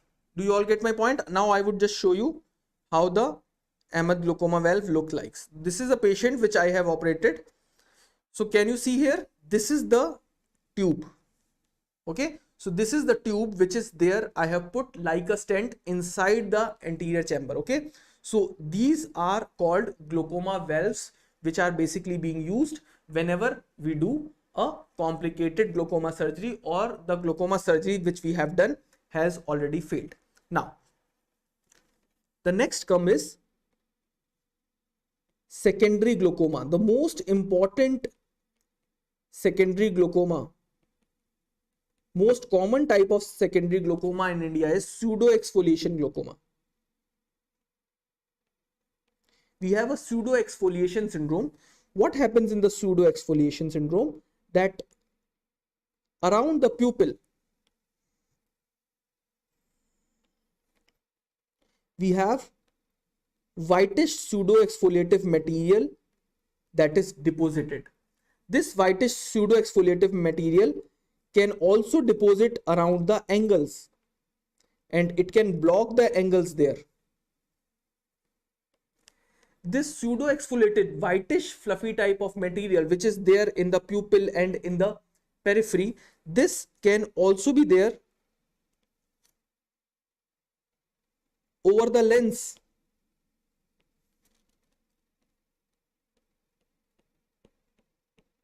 So this deposition of the whitish material over the pupil, over the lens and over the angles, this causes a variety of disease which is called pseudo-exfoliation syndrome.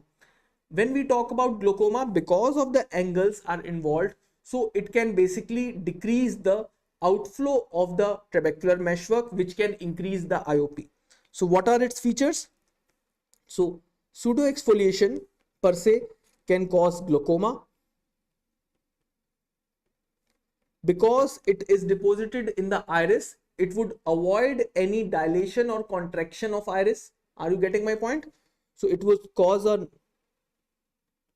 non-dilating pupil, and because it is deposited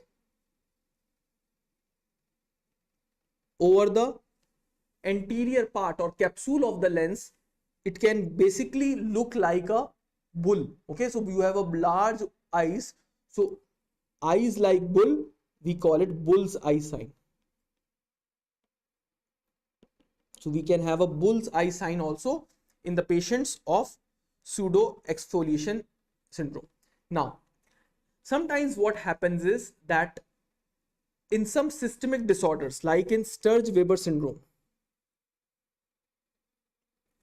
you can see a reddish stain here.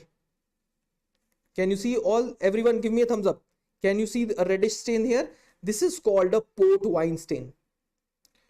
Now, what happens in Sturge-Weber syndrome is there is dilation of the vessels, and this basically causes impairment of the flow of whatever the aqueous has now flowed through the trabecular meshwork Schlemm canal. It cannot go back to its original place. Okay, so it is basically getting the drained from the eye, but because of the dilated vessels over the sclera, it cannot basically go back to its original place. So it is basically being hampered here. The drainage is there from the eye but not from the sclera. So this is called increased intraocular pressure because of increased episcleral, above the sclera, episcleral venous pressure. Do you all get my point? Give me a thumbs up. Okay, so they would ask which of this patient, they would show you a picture, and after showing you the picture, they would say that this patient has got increased eye pressure. What is the cause of increased eye pressure? You would write that it is the increased episcleral venous pressure. Or they would just show you the patient and they would ask what is the cause of decreased vision in this patient. So glaucoma is the cause of decreased vision in this patient.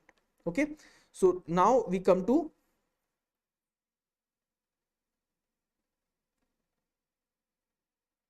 so we have one topic left in glaucoma, that is lens induced glaucoma.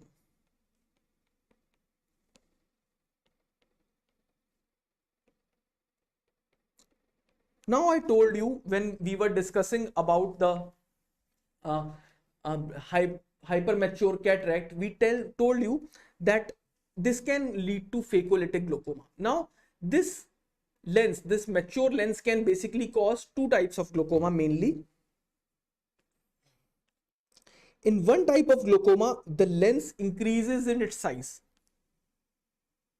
Now, when it increases in the size, it pushes the iris forward and this causes a angle closure glaucoma. Do you all get my point? So, increased thickness of the lens,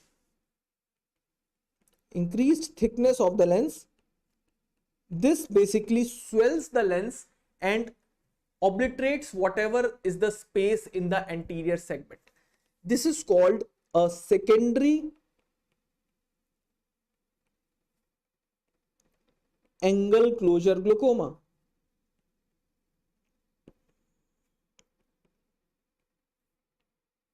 Okay, and this is called phacomorphic glaucoma.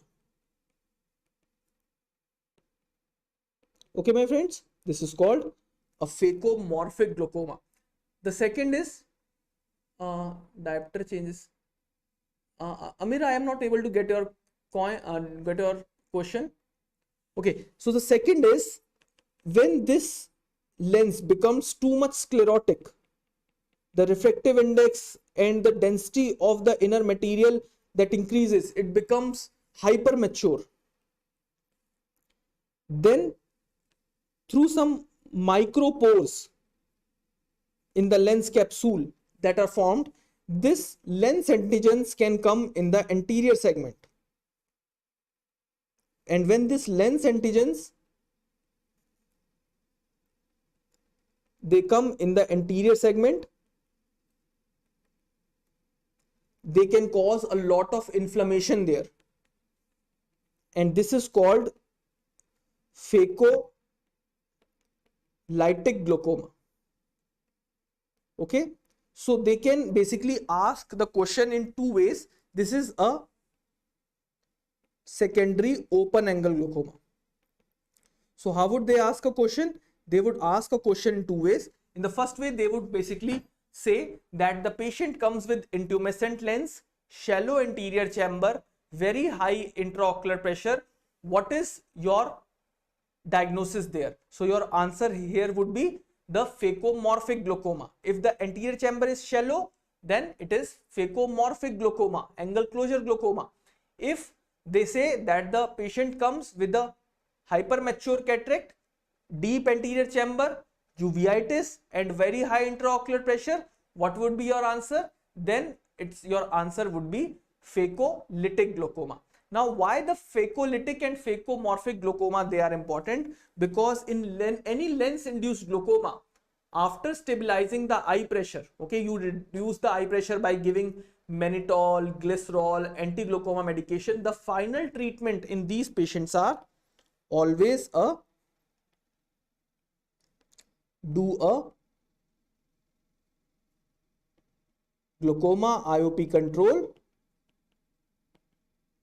and followed by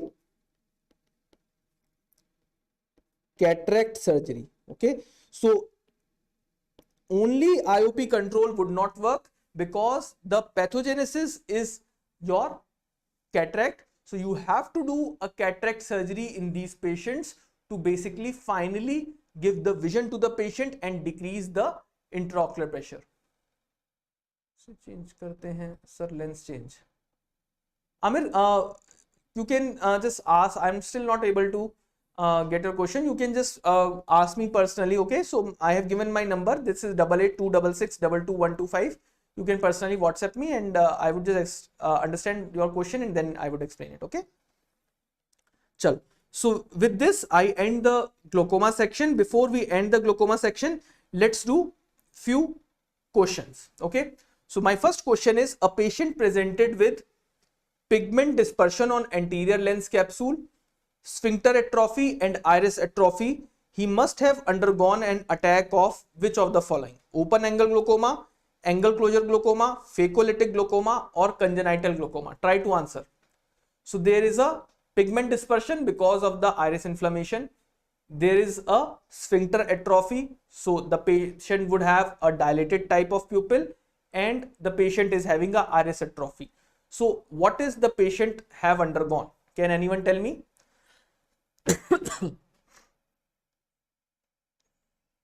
I told you when I was discussing the types of glaucoma.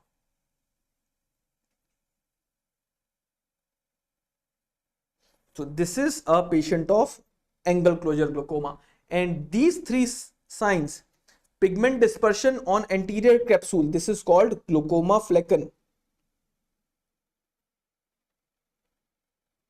and because of the iris atrophy there is a sphincter atrophy as well. Okay, so this is basically coming under Vogt triad. Have you ever heard about this? So this is Vogt triad, which is seen in the angle closure glaucoma. Okay, so my second question is, which of the following is contraindicated in children less than 8 years of age? Which drug you should not give in the children? Which anti-glaucoma medication?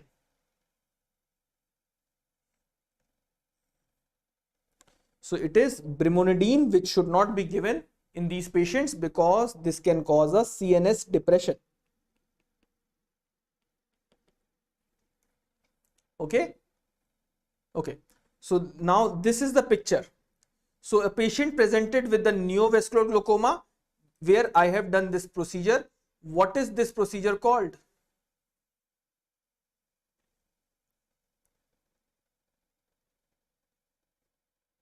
So this is a Ahmed glaucoma valve. You can see a tube inside the anterior chamber. Okay. So this is the Ahmed glaucoma valve.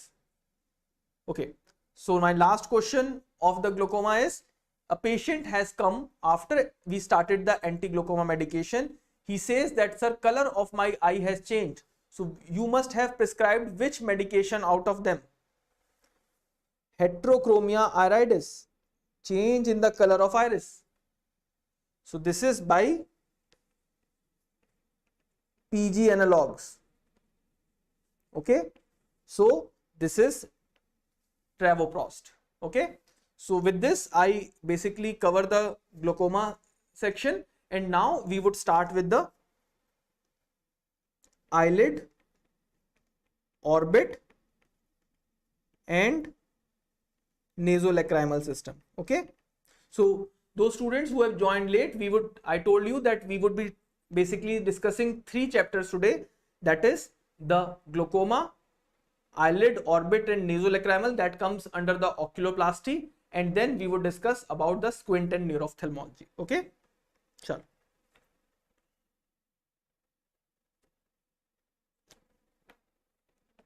So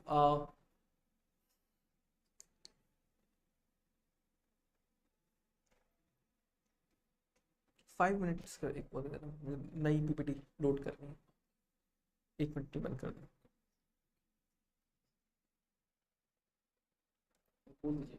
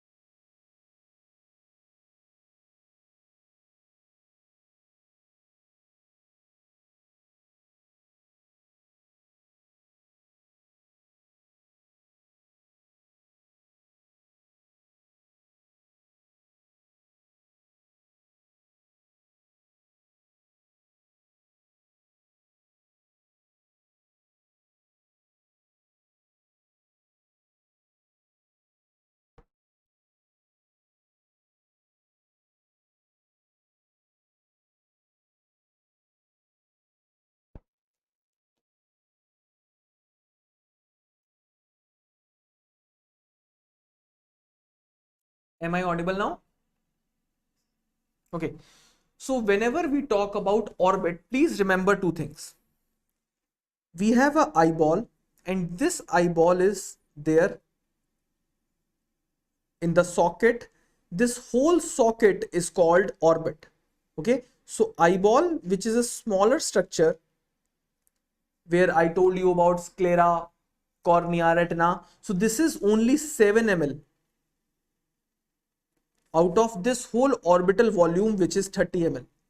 Okay. So this orbit, if you can see, this is my whole orbit. So this whole orbit is made up of lot of bones. What are the bones? So the one which is superior, this one, this bone, this is called frontal bone. I would not go into too much of anatomy, but basic idea you must be having. This is the frontal bone. This one which is lateral is your zygomatic bone. Okay. Then you have this bone which is there inferiorly. This is your maxillary bone. Nasally you have a lacrimal bone. Above this is the ethmoidal, and this one which you are seeing, this one and this one, this is the greater and lesser wing of sphenoid. Okay. So basically we have a lot of bones there when we talk about the orbit, and these bones are so important because they basically make the whole anatomy. And if we have got a orbital pathology, we may need to basically cut these bones, or basically need to make an area through these bones to basically approach the orbital tumor or orbital mass. Now when we talk about this orbital mass, first we basically talk about the distance between the two eyes. Okay, these are my two eyes. Okay, my right eye, my left eye. Okay, so now we have two terms here. The one condition is that this is my center of pupil of one eye, and this is my center of pupil of the other eye. The distance between them, this is called interpupillary diameter. Give me a thumbs up if you understand. So the distance between the two pupil, this is called interpupillary diameter. Now we have the edges here. Okay, you can see these are my edges. So this is my canthus. Okay, so whenever we talk about the eye, this is my eyeball, this is my canthus, this is my inner canthus towards the nose, and this is my outer canthus. Okay, so we have a distance between the two canthus. Okay, we have distance between inner canthus, we have distance between the outer canthus. Is it clear? So I repeat it again. We have interpupillary diameter, which is the distance between the two pupil. We have outer canthus distance, which is the distance between the two outer canthus, and then we have inner canthus distance, between the distance between the two inner canthus. Now the first thing that can happen is a child like this, if you can see. So you must be seeing that the eyeball is, you think that eyeball is going inwards. Okay, but here the eyeball is not inwards. The interpupillary diameter, that is the same. The distance between the pupil is the same. The problem here is that this distance has increased. You must have many of your cousins, small babies there. You must have seen in your pediatric OPD. You think that the eyes are going inside. This is not a squint. This is, the patient is having a large this area. This is called intercanthal distance. So my intercanthal distance has increased. So have increased intercanthal distance. Okay, normal interpupillary distance, and we have normal outer canthal distance. So this is a condition where there is called a telecanthus. Now the problem is that if everything is increased, if the distance between the pupil is increased, distance between the canthus has increased, and distance between the outer canthus has increased. So if everything is big, large, away from each other, okay, so if everything is large away from each other, then your ICD has increased, your OCD has increased, and your IPD has increased. If everyone is increased, I call it hypertelorism. Give me a thumbs up if you understand. Now, how would you know that there is no squint? You do a test which is called Hirschberg test.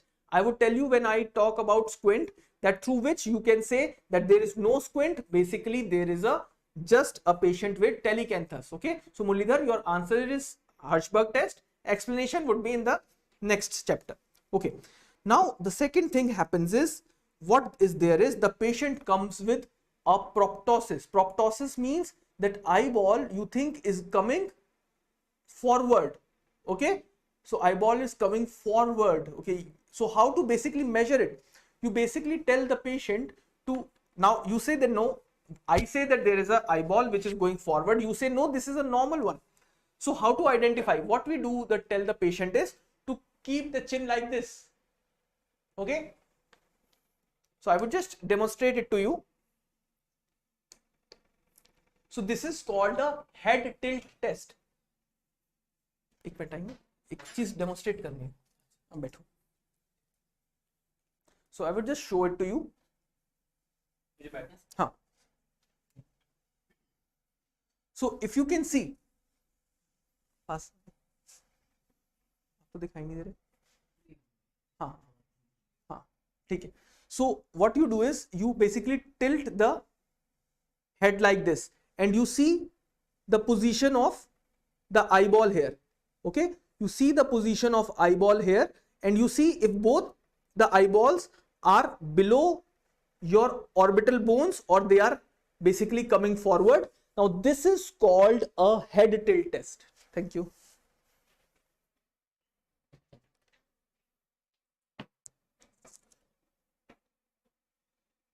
So this is how it looks like. Can you see here? We have basically tilted the head and here you can see that this eye is coming forward as compared to other eye. This is called a head tilt test. Okay, so this is a test which is done for proptosis. You may get these type of clinical questions. So how they would basically ask the question?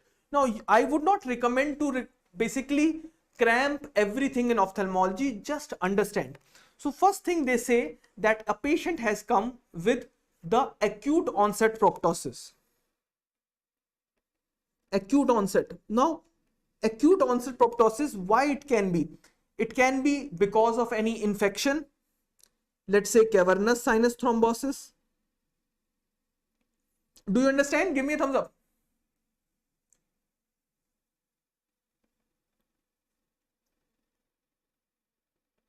So it can be a cavernous sinus thrombosis. There may be a trauma and trauma must have basically caused some blood collection in the posterior part. So there can be a orbital hemorrhage.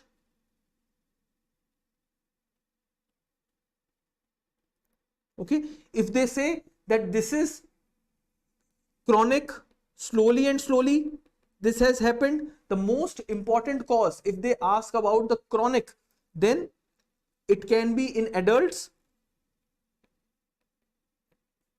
The most important cause is thyroid ophthalmopathy.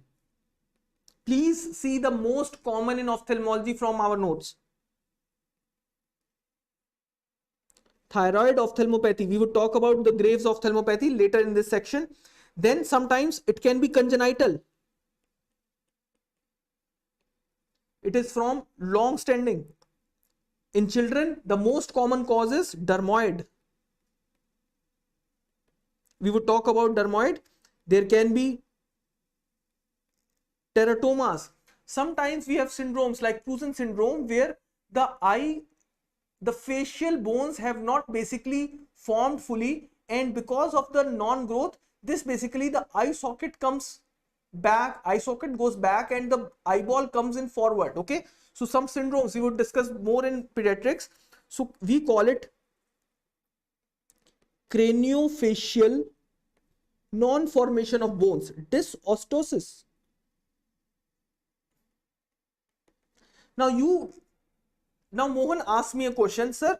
I have got a patient who, when bends down, then his eyes goes in front. There is a proptosis, but when he stands, then or sits, then it is okay. Okay, so there is a intermittent proptosis. Can anyone tell me the reason? This was a previous year question, so we would get more clinical questions now.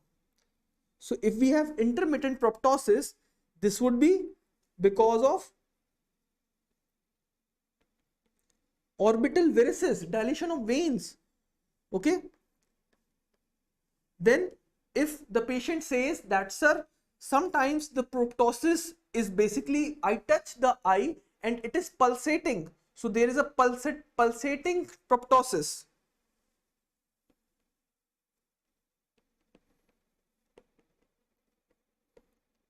So pulsating proptosis, can anyone tell me the reason? It can be fistulas, arteries and venous communications. I call it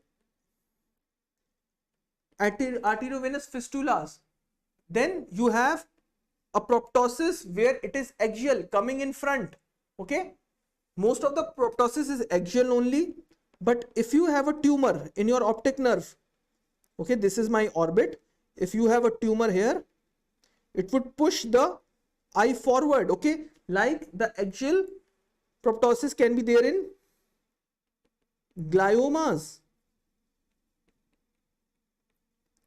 meningiomas. Why I am talking about the axial proptosis? Because the next is the patient is having proptosis which is the eye is going in front and down. Okay, so my eye is going in my front and down. Okay, so I call it abaxial proptosis.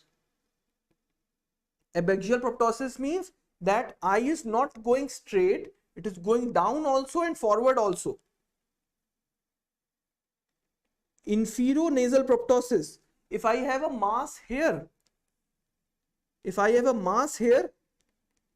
this mass would basically push the globe inferonasally. So what is there? Which gland is there? Can anyone tell me which gland is here? So inferonasal proptosis, this can be in the cases of lacrimal gland tumors. Okay, so these are some points that you have to remember, or I would say you have to understand that which type of proptosis is basically seen in which type of patient. Now, two things I want you to cramp. So first is most common cause. Can anyone tell me most common cause of proptosis in children and most common cause of proptosis in adults? Here we divide also unilateral, bilateral. In adults, unilateral and bilateral both have the same cause. Can anyone tell me? I would tell you unilateral, if they ask, the most common cause is orbital cellulitis. I would discuss about what is orbital cellulitis. Just remember here, the most common cause of unilateral proptosis is orbital cellulitis, and most common cause of bilateral proptosis is a tumor which is called, have you ever heard the name neuroblastoma? Okay, but when we talk about the adults, the answer is same for unilateral and bilateral. In both of the cases, we have Graves' ophthalmopathy, which is the cause of the proptosis. Okay, okay, chalo, let's move to the dermoid, which Dr. Muralidhar has basically told us. So this is how a dermoid looks like. Okay, a fleshy outgrowth which you are seeing, these are basically benign outgrowths. Okay, so these benign outgrowths are there most commonly in the limbal region. We call it limbal dermoids, but these dermoids can be anywhere. It can be here also, it can be above the eyelid also, it can be behind the eyeball also. So it can be anywhere. Most commonly it is seen inferotemporally. This was the previous question. So this is basically not a pterygium, not a pingicula. This is a dermoid. Remember, whenever we talk about pterygium, there is a vascular tissue which is encroaching the cornea. Here there is no vascular tissue. They are basically benign congenital tumors which have choriostomatous tissues. Okay, so this is basically having a lot of internal parts which can have hair, which can have muscles, sweat glands, skin, fat, everything can be there. So this is basically your dermoids. The pterygium is just a fleshy outgrowth which is there with the vascularity. Okay, and pterygium is a small nodular outgrowth or a small growth over the nasal conjunctiva. It does not has a big and does not encroaches the limbus or causes a proptosis. So we have a question. Harshaj, if they ask proptosis, then your answer is the orbital cellulitis unilateral. If they ask bilateral proptosis, then it is neuroblastoma. If they ask most common benign tumor, then your answer is dermoid. Okay, I have written. So my friends, sometimes there is confusion regarding most common. So I have a list of most common in retina, most common in glaucoma, most common in orbit. So everything I have put there. I would just request you that after the class is over, you just revise the most common in ophthalmology from our notes. Okay, you can get the notes. You can, if you are not able to get the link, you can just WhatsApp to me or Telegram it to me. I would basically send you the link. It would be available for this month for all the NLC students. Okay, chalo. Let's move to the next spotter. Can you see this? So this is called a proptosis, which is because of some worm-like structures in the eyelid. Can anyone tell me where you find this? This is called plexiform neurofibromatosis. In which disease which you find this type of condition? So you find this condition in neurofibromatosis 1. Okay, the plexiform neurofibromatosis. Now the question they would ask is, a patient has come with this condition. Which other ocular condition would you see in this patient? Can anyone tell me? Which other ocular condition is seen in this patient? So I told you when I talked about the proptosis, there is another tumor which can be there behind the globe, which is called optic nerve glioma. So we can have optic nerve gliomas also in these patients. Okay, so we can have optic nerve gliomas, plexiform neurofibromatosis, and Lish nodules. Okay, so what are Lish nodules? They are the nodules which are seen in the iris. Okay, so these are called Lish nodules. Do not confuse it with the nodules of the uveitis. In uveitis, we have two types of nodules. In granulomatous uveitis, we have two types of nodules. Can anyone tell the name? I told you yesterday. So we have Capes nodules, which we see in the margins of pupil, and Busaka's nodules. Busaka's nodules we see in the mid peripheral iris. Okay, they are the signs of uveitis. If they ask about Lish nodules, they are the signs of the neurofibromatosis. Okay, now I would be talking about orbital cellulitis. We have basically told you the most common cause of unilateral proptosis in child is a orbital cellulitis. Can you all appreciate this picture? So many times you must have seen these type of patients in your OPD. Okay, so first of all, what you can see is the eye is swollen. So I would tell you about the structure of eyelid when we talk about the eyelid, but here you can see there is the right eye is coming forward and there is a swelling around this orbital region.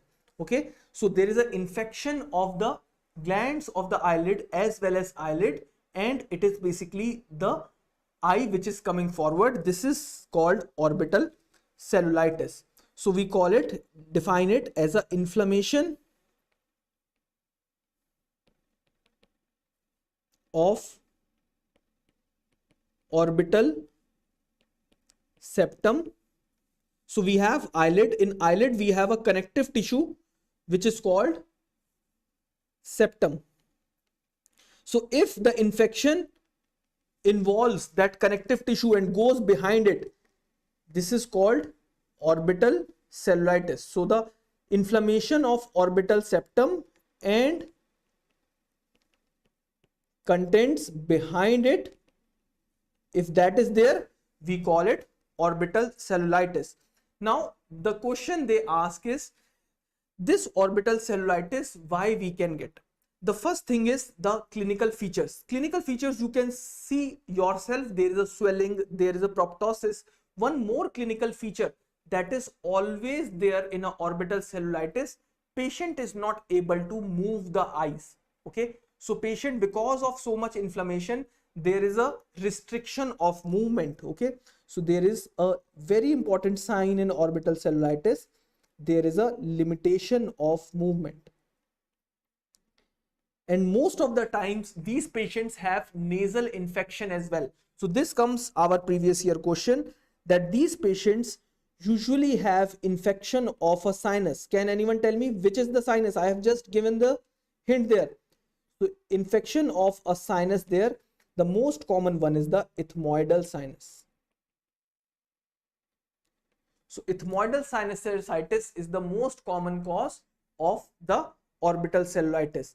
Now the problem here is that because of this infection, this is in the connective tissue, the topical eye drops would not work here. So the treatment is that you have to basically start the patient on intravenous antibiotics. You would say, why not, sir, oral antibiotics? My reason is there is a lot of infection, Dr. Shankar, and this would basically can go from this area into the brain also as well. Okay, so you can have a very high risk of the meningitis or encephalitis in these patients. There can be an infection which is going into the head. So you have to basically do a very, very intensive treatment. If you have a pus pocket which is not basically getting resolved by the antibiotics, go inside the eye and drain the abscess as well. So if it is not responding, drainage can also be done, but you have to basically stop this infection as soon as possible. Otherwise, this inflammation would basically cause a lot of damage to the patient. Okay. So with this, we start with the lacrimal disorders. So when we talk about the lacrimal disorders, we should be knowing about a bit about the lacrimal system. Okay, so this is the part I told you. Nasally we have a lacrimal bone. Okay, so this is our main lacrimal system. If you can see these black spots, okay, so these are the openings. You can see this is my eye. Okay, so in the medial side we have, you see, we have a small openings, and through these openings the tears that are formed by our lacrimal gland, they are basically drained out. Okay, so these tears are drained out through this puncta. Okay, so these are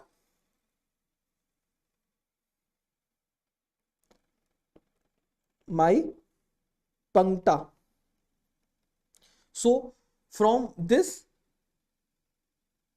is my canaliculi. Okay, my canals. This is my lower canaliculi. This is my upper canaliculi. Okay, from lower and upper canaliculi they meet and form this area. I write it as 2 here. So what is 2? Anyone? So this is my common canaliculi.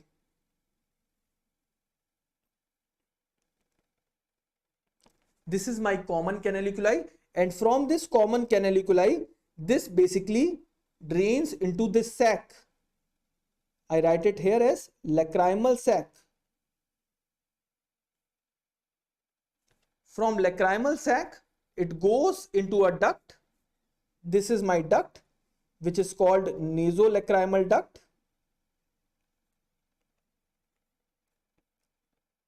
Is it clear, my friends? This is my nasolacrimal duct, and this nasolacrimal duct opens into my nose. Okay, it opens into my nose, and this is basically called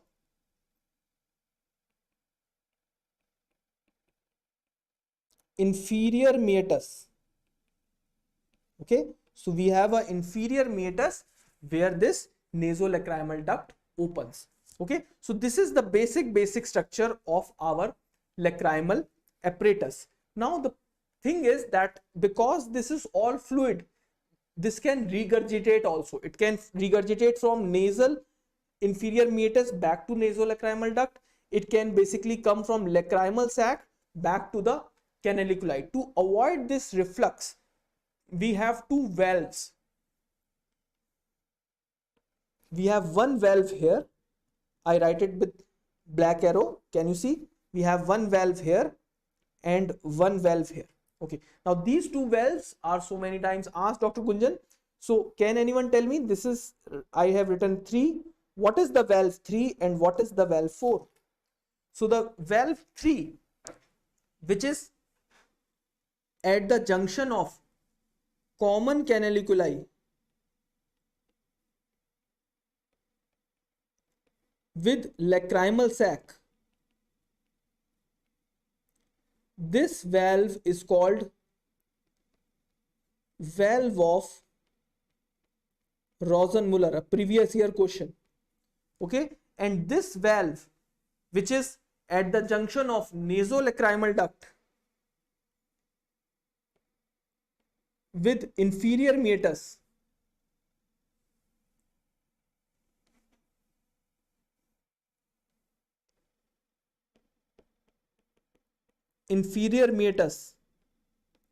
this valve is called valve of Hessner. Okay, so we have the valve of Rosenmuller and valve of Hessner. So I repeat it once again. Our tears are formed. Okay, our tears are formed. After my tears are formed, it is basically drained from my upper puncta and lower puncta into my lower canaliculi and upper canaliculi. My lower canaliculi and upper canaliculi, and this fluid meets at my common canaliculi. Through common canaliculi, it goes into my lacrimal sac, and from my lacrimal sac, it goes into my nasolacrimal duct, and this nasolacrimal duct opens into my nose in my inferior meatus. Give me a thumbs up if you are able to understand this point, everyone. Okay, so now where are the questions which are basically can be asked? So first of all, they ask, what is this direction of nasolacrimal duct? Now this direction of nasolacrimal duct is backward, downward, and lateral. Okay, those students who are from North India, you can just remember it with the mnemonic badla. So all of you, I have a mnemonics in ophthalmology section also in the ebook. You can basically see that also for the various mnemonics. So backward, downward, lateral. This is the direction of the nasolacrimal duct. Now, why it is important? Because I would tell you that there is a condition where the valve of Hessner is not basically opened. Congenitally, the patient comes, a small baby would come with lot of watering in the eye. There is no conjunctivitis, but watering because valve of Hessner is not basically open. So there is a reflux. So you tell the patient to do massage like this. Okay, so this is called massage. Now this massage should be in the direction of nasolacrimal duct, backward, downward, and laterally. Okay, so that's why the question is important. They can basically tell this also, that if you have a patient of congenital nasolacrimal duct obstruction and what is the direction of your massage, you would say it would be in the backward, direct, downward and lateral position. You all get my point? Okay, chalo. With this we basically come to the next point, where we have the lacrimal gland. Now this is my eyelid. Now this lacrimal gland, this is basically responsible for the tear production that we have. Now this tear production, basically what is this tear production? Our cornea and conjunctiva, they are being protected from the external environment by a tear film. Okay, now this tear film has 3 layers. Okay, this tear film has 3 layers. These are the 3 layers of MAL, mole. You can remember it by this: mucus layer, aqueous layer, and you have the lipid layer. Okay, so the mucus layer is basically the layer which is in touch with the cornea. You have 3 layers, 1, 2 and 3. You get my point? You have the 3 layers: the mucus layer, the aqueous layer and the lipid layer. Now this mucus layer which is in touch, this is my cornea. This is basically secreted by the cells of your conjunctiva, and these cells are called goblet cells. Okay, so the mucus layer which is secreted by the goblet cells, what they do is they basically makes a covering over the cornea and change its characteristic from hydrophobic to hydrophilic.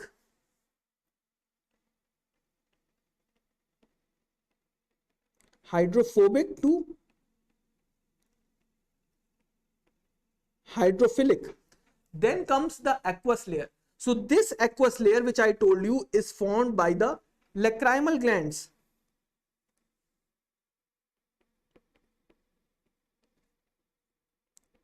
They are formed by the lacrimal glands, okay, and they are the basically constituting the bulk of the tear film. So your 80% of tear film is your aqueous layer. Okay, it has lot of enzymes like lysozyme, lot of water there. So basically have a protective covering. Okay, then we have the lipid layer. The lipid layer is secreted by the meibomian glands of the eyelid. We would study about the eyelid also. So this is basically formed by meibomian glands of the eyelid, and they basically have a role of basically spreading the tear film over the whole of the cornea, and it retards its evaporation.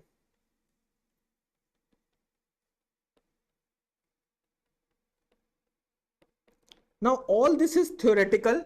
I would basically give you the clinical scenarios. Let's say the patient comes to the OPD, he is putting a lot of anti-glaucoma medication, or he has basically been exposed to radiation, and you see that in these patients who are using a lot of anti-glaucoma medication, because there are preservatives there, this can basically have a damaging effect over the goblet cell. So radiation or anti-glaucoma medication or any eye drop can basically damage the goblet cell. So they would ask, the patient is using anti-glaucoma medication, which layer of the tear film is damaged? You would say, sir, the mucus layer. Then the second is, you say that the patient is having a lacrimal gland tumor, or because of the surgery the lacrimal gland is removed, So which part of tear film would be damaged? Then you would answer it that the aqueous layer is basically damaged. Then the third question is, the patient is having inflammation or blockage of the meibomian gland. Which layer of the tear film would be affected? So your meibomian glands are basically forming the lipid layer. So lipid layer would be affected there. Okay. So that's how the clinical based questions can be asked from this theoretical discussion. Okay. So now we come to the few tests which we can do in these patients of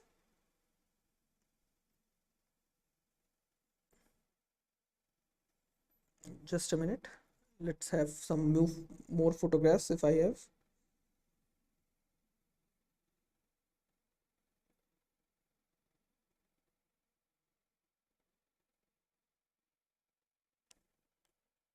Okay, so let's move to some tests which we can do to basically tell about the Gunjan, which part which you want me to repeat?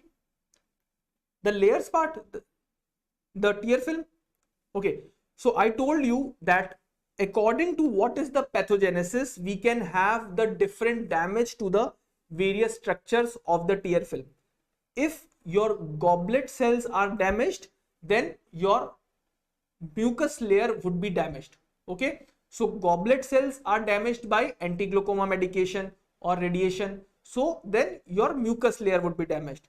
If there is a lacrimal gland damage, let's say there is a lacrimal gland tumor or you have removed the lacrimal gland, because of that, which layer would be damaged? Your aqueous layer would be damaged. Okay, let's say you have a syndrome like a Sjogren syndrome where the aqueous layer would be basically damaged. Then the third is, if your meibomian glands are damaged, okay, so then what about the pathway? So Muralidhar, which pathway you are asking about?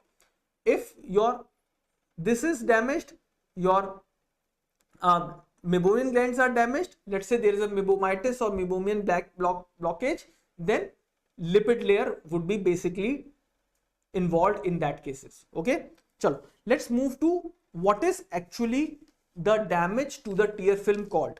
So whenever there is a damage to the tear film, we basically divide it into two parts. I call it dry eye disease. Now this dry eye can be damaged, can be divided into two parts. One is that there is an aqueous deficiency. The other is there can be a evaporative dry eye.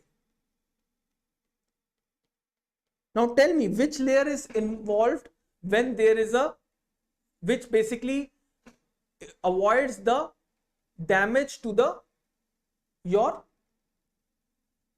which basically avoids evaporation. We have three layers: mucus, aqueous and lipid layer. Which layer basically avoids the evaporation of the tear film? My question is, okay, so this is the meibomian gland layer. So if there is a meibomian gland disease, it would basically avoid the, it would basically have more evaporative dry eye. Now second is, if what we do is we basically open and closes the eye. Okay, so why the tears basically flow there? So this is Muralidhar question. I would say, I would basically explain it very brief because otherwise the time would take a lot. But basic funda is, we have a muscle here. Okay, we have a muscle here which is called orbicularis muscle. Now this orbicularis muscle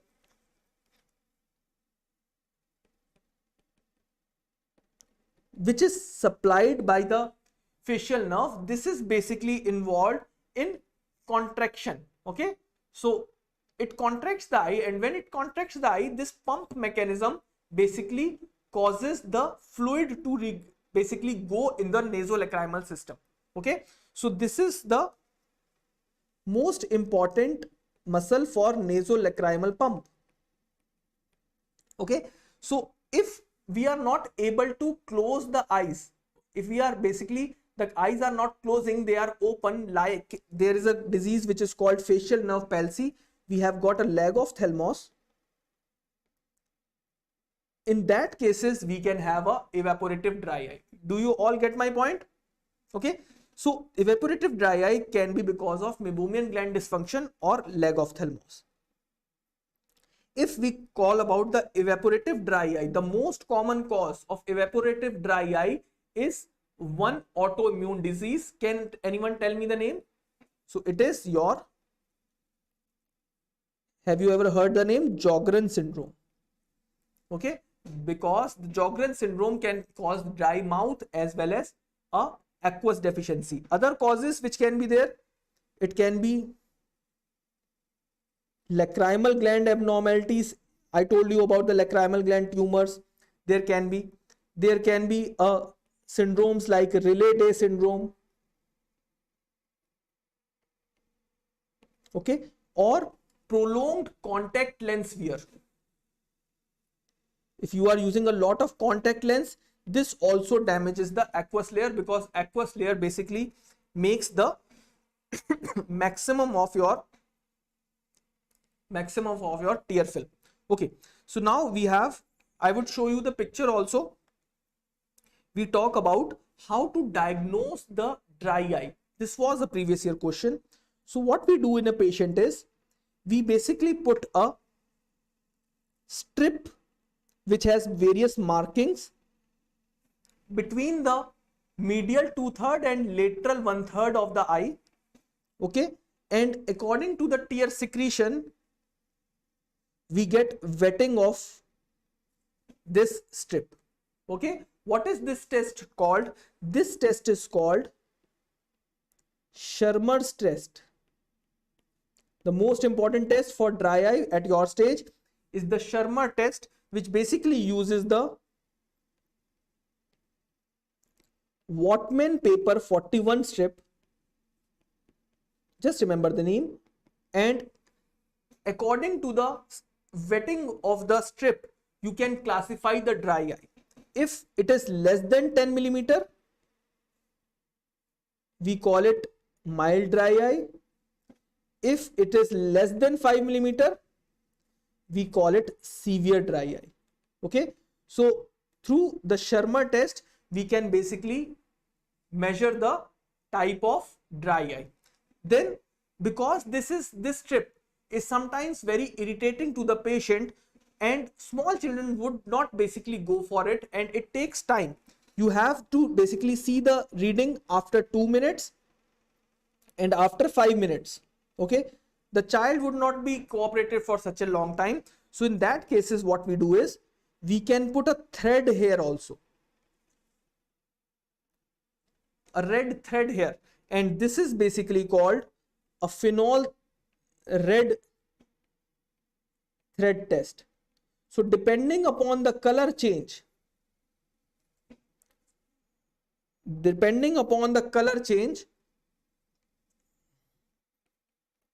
we can here also classify the patient, whether the patient is having a dry eye which is very severe dry eye, or we can basically tell that dry eye is a minimal dry eye. So if you have a dry eye, you can basically tell the patient to use many lubricants. Okay, so Shankar, normal value is of Schirmer test is, first of all, Schirmer, basically if you ask me, Schirmer has no value for me. Okay, we do more sophisticated tests like meibography, lipid flow analysis, but for your exam purpose, more than 15 millimeter is normal one. Okay, so now here comes, let's say the patient is having you get a small child.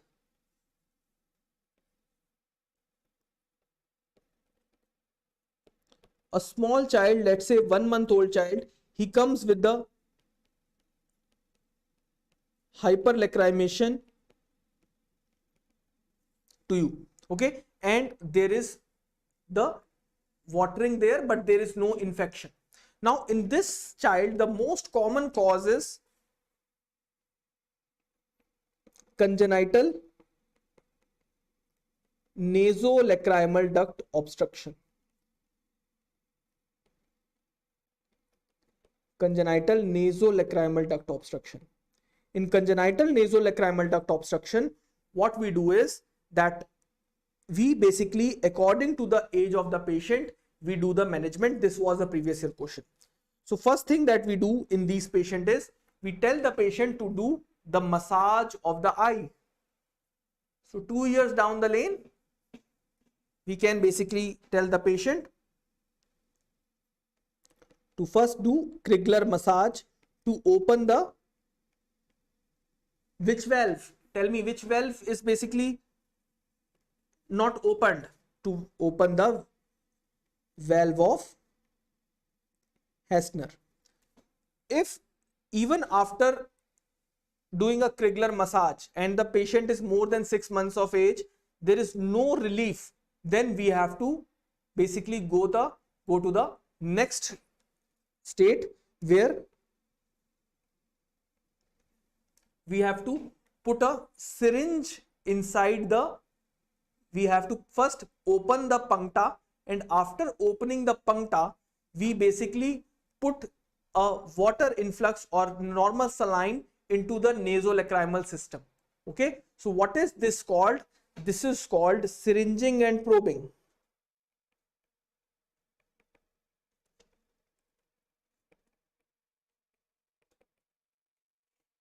So the second thing is syringing and probing. And even after the syringing and probing, still if there is a hyperlacrimation in the patient, there is a improper drainage, the third thing what you have to do is, only after the facial bones are made more than 2 years, or preferably after the 4 years are there, then you can go with the surgery which is called dacryocystorhinostomy. DCR, but only after 4 years of age.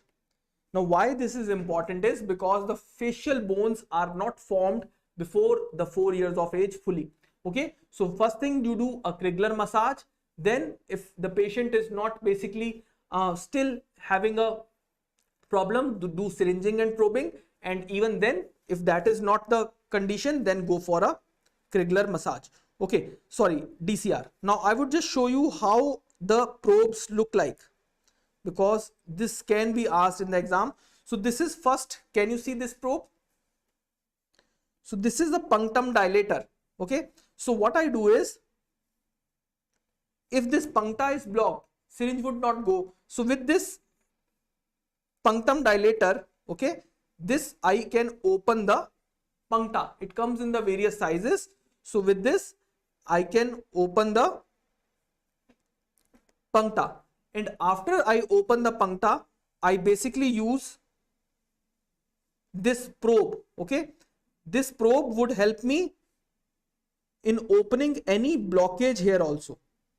Okay, so I go with the probe and open all this upper part of the nasolacrimal system. This is called probing. Okay, and after everything is open, then we go for a syringing in these patients. Okay, so this is called syringing and probing. Is it clear, everyone? Okay, now the second thing comes is, let's say this is happening in a old individual.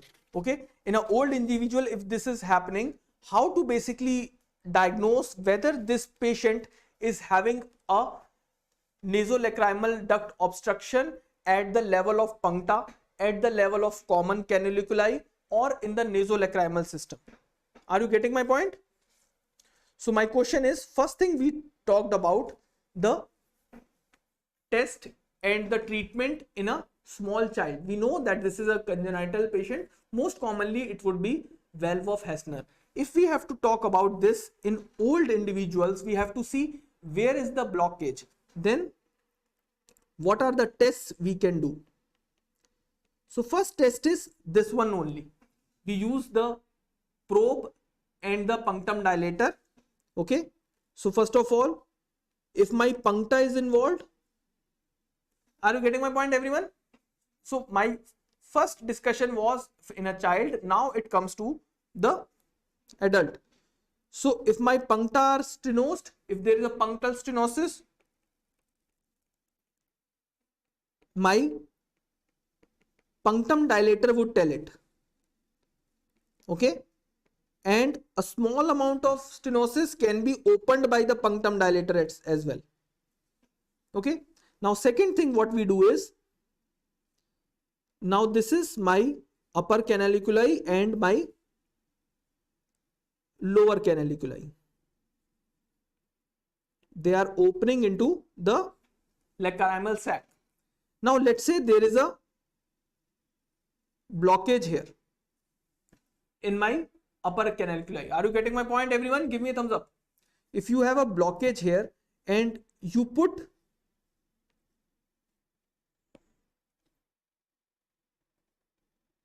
the water or saline from the other side, okay, so the saline would go and it would not come from the upper puncta. If you have put it from the lower one, it would basically return back from the lower puncta. Are you getting my point? So if you have a blockage here, it would not come from the upper puncta. Okay. Now the second thing is, let's say you have a blockage in the lower puncta itself. So if you have a blockage in the lower puncta, still the same thing would happen, but it would be very fast. Here it would be taking some time.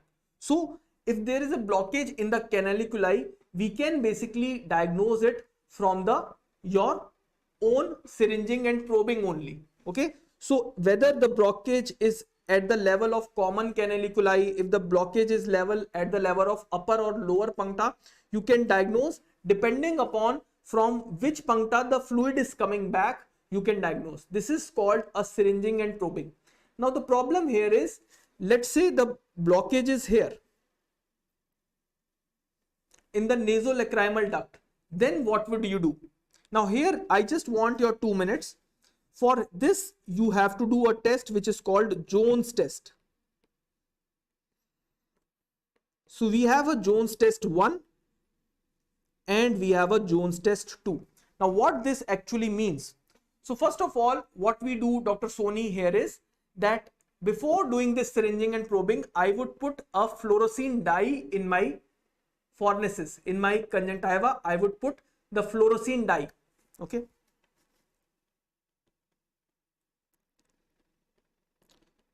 So what this fluorescein dye, what is the basic purpose of putting the fluorescein dye? It would stain my tears. Okay. So it would stain my tears, and then what would happen, Dr. Gunjan, that wherever this tears goes, okay, in that we can basically diagnose it, that if the tears are coming through my nose, okay, because everything has to come from nose. So if I put a cotton in my nostrils, the cotton would be basically stained by that fluorescein dye. Are you getting my point, everyone? So first thing what I do is,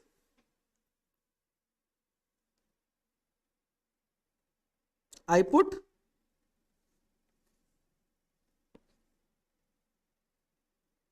cotton swab in my nostrils. So if what I do is, in test 1, after 15 minutes, I see this cotton swab. If this cotton swab has green color, this what it means is now that my nasolacrimal duct system is patent.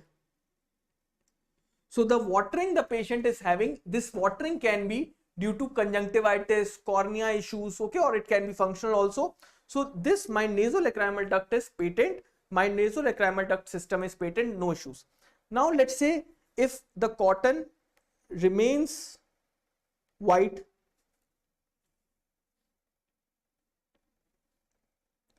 so this means that there is a problem in the nasolacrimal system. Now here comes the Jones test 2. So in Jones test 2, what I do is, I basically flush the tear film through the syringing. Okay, so I put syringe here and flush in a high pressure the water or the normal saline in my nasolacrimal system.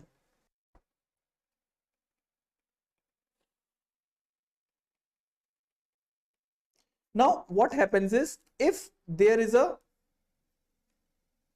partial blockage, because I have put it with a pressure, if there is a partial blockage in the nasolacrimal system, this would open. Okay, so when the partial blockage would open, this would then go into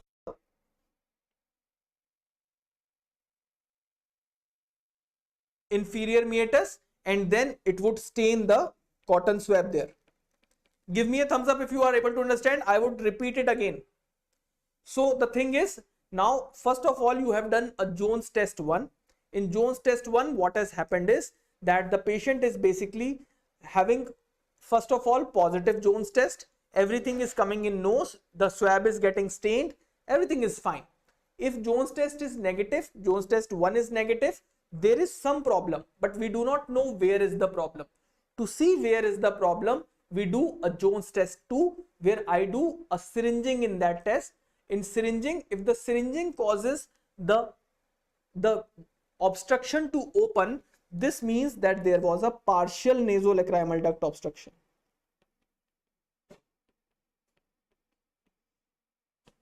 Okay, so this is Jones test 2 positive. What is Jones test 2 negative? So Jones test 2 negative is there is a total nasolacrimal duct obstruction. Even after the syringing, the swab is not basically getting stained. Okay, so now the question is that if the swab is still not getting stained, then what could be the reason? Can it be in nasolacrimal duct? Can it be in lacrimal sac? Where can be this? Okay, just a minute.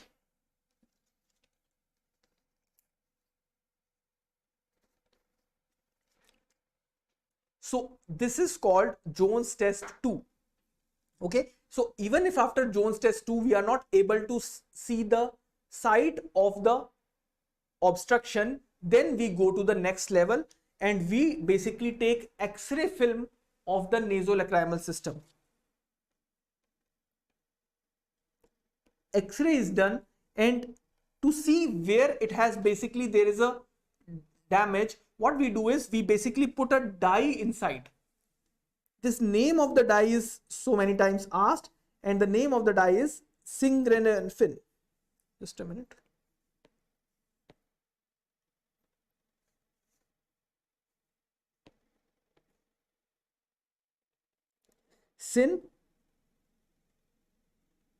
Syngrefin dye is put, and after putting the Syngrefin dye, we take the serial X-rays of the nasolacrimal system. Okay, now what is happening is, let's say Syngrefin dye is seen till this area, okay, and X-ray is showing that it is not filling beyond this. So this means that there can be a tumor or a mass in the nasolacrimal system which is causing a filling defect.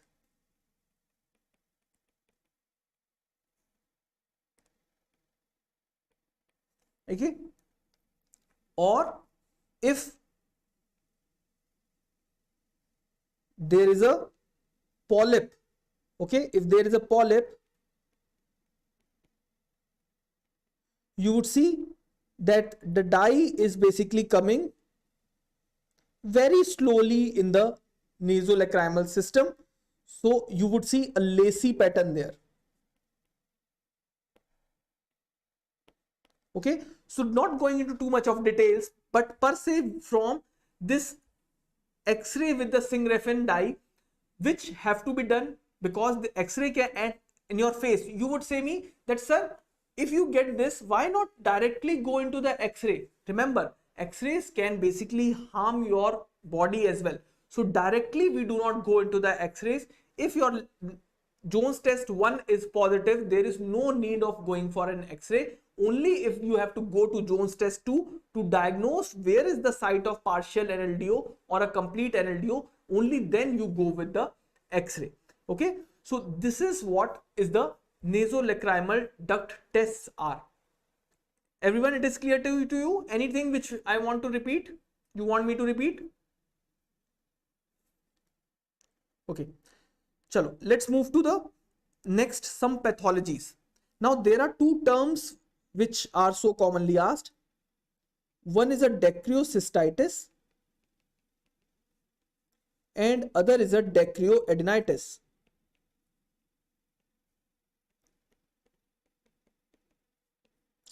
The dacryocystitis is the inflammation of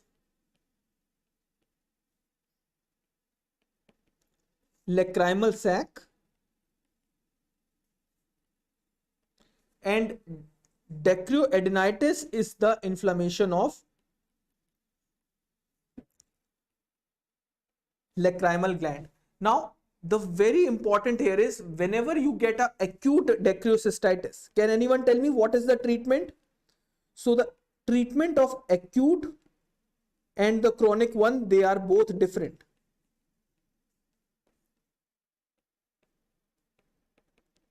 If there is an acute dacryocystitis, this can happen in viral diseases like mumps, or sometimes in bacterial diseases, even if there is a staphylococcal infection in the lacrimal sac. So what you would do in these patients is you would just start with the antibiotics, systemic antibiotics, plus you would do the hot lid massage. Okay, you want to make sure that the channels are not closed.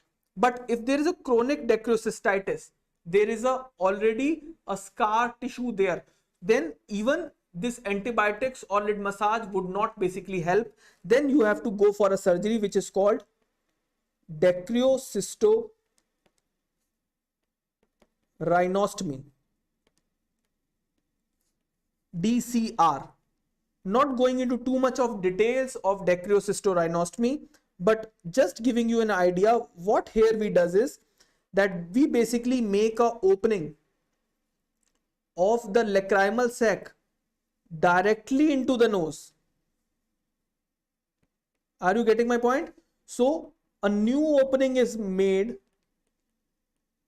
Rhinostomy means nose. No new opening is made directly into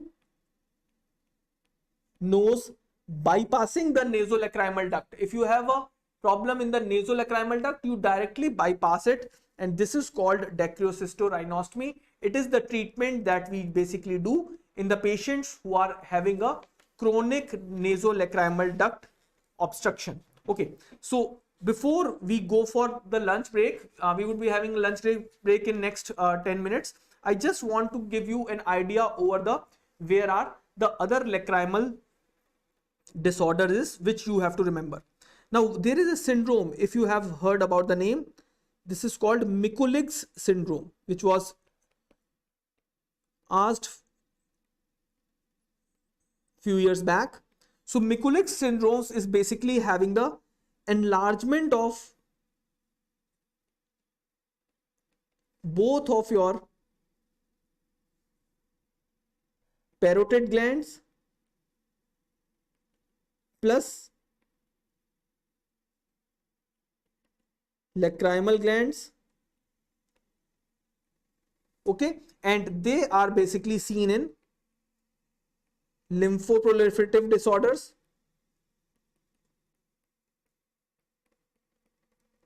and even in leukemias. Okay, so how would they ask a question?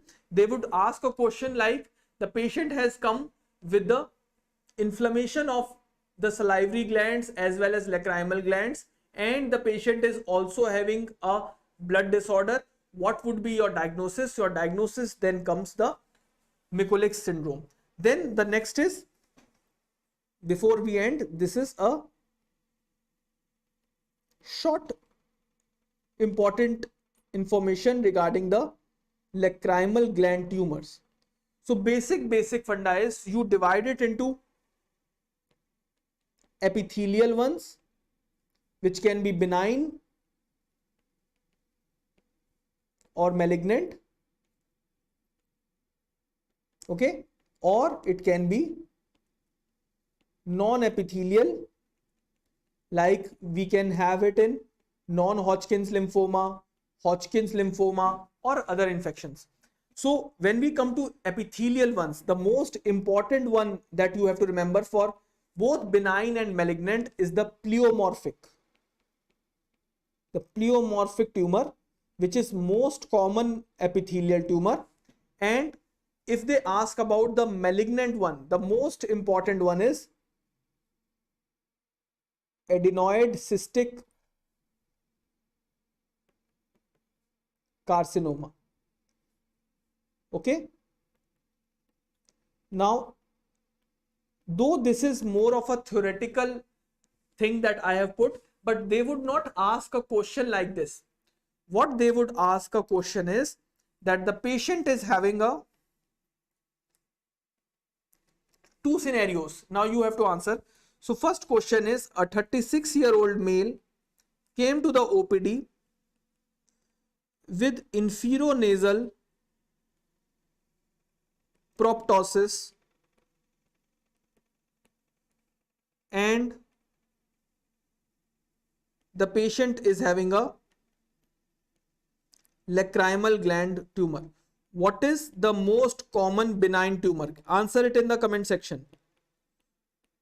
What is the most common benign tumor? The cause of this 36-year-old inferonasal, because every lacrimal gland is there in the superior temporal part. Then what would be the tumor? So this would be the, we all know, pleomorphic adenoma. Now the question changes. A 60-year-old male came with the inferonasal proptosis. Patient has a lot of pain. It is slowly growing.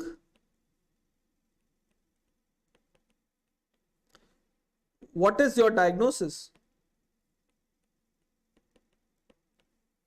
Your options are pleomorphic, mucoepidermoid, squamous cell carcinoma, or adenoid cystic. So when it comes into the painful and growing, okay, so pain is a very important sign of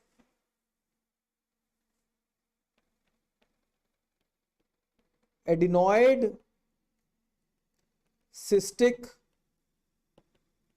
carcinoma. Okay, so whenever they talk about the painful slowly growing tumor, then it is the adenoid cystic carcinoma. When they talk about the benign tumor and with inferonasal proptosis, then we talk about the pleomorphic tumor. Okay, so with this I end this session of the nasolacrimal system. There was one question asked by, I think, Dr. Megha or Dr. Muralidhar regarding the treatment of dry eye. So dry eye is a group of disorder where there can be many reasons of dry eye. We have to basically see what is the reason and treat according to that. But basic is the medical treatment is, what you do is you give carboxymethyl cellulose eye drops. You all can also put it because you have a lot of exposure to screen. And then we have polyethylene glycol eye drops. Glycol eye drops, PEG. Nowadays we use a lot of hyaluronate eye drops. Okay, so these are the main medical management. If we go for a surgical management, we do not basically let the tear film to drain, so we can put a plug over the puncta as well. Okay, so we can have punctal plugs too, which can help in avoiding the drainage of the dry eye. Okay, so with this, let's take a half an hour break and then we would be back with the next topic, that is eyelid. And after eyelid we would do the, okay, eyelid is left and retinoblastoma is also left, and then we would go with the squint and neuroophthalmology. Okay, this is the 4 topics that are left for today. Okay, let's take a half an hour break. Thank you.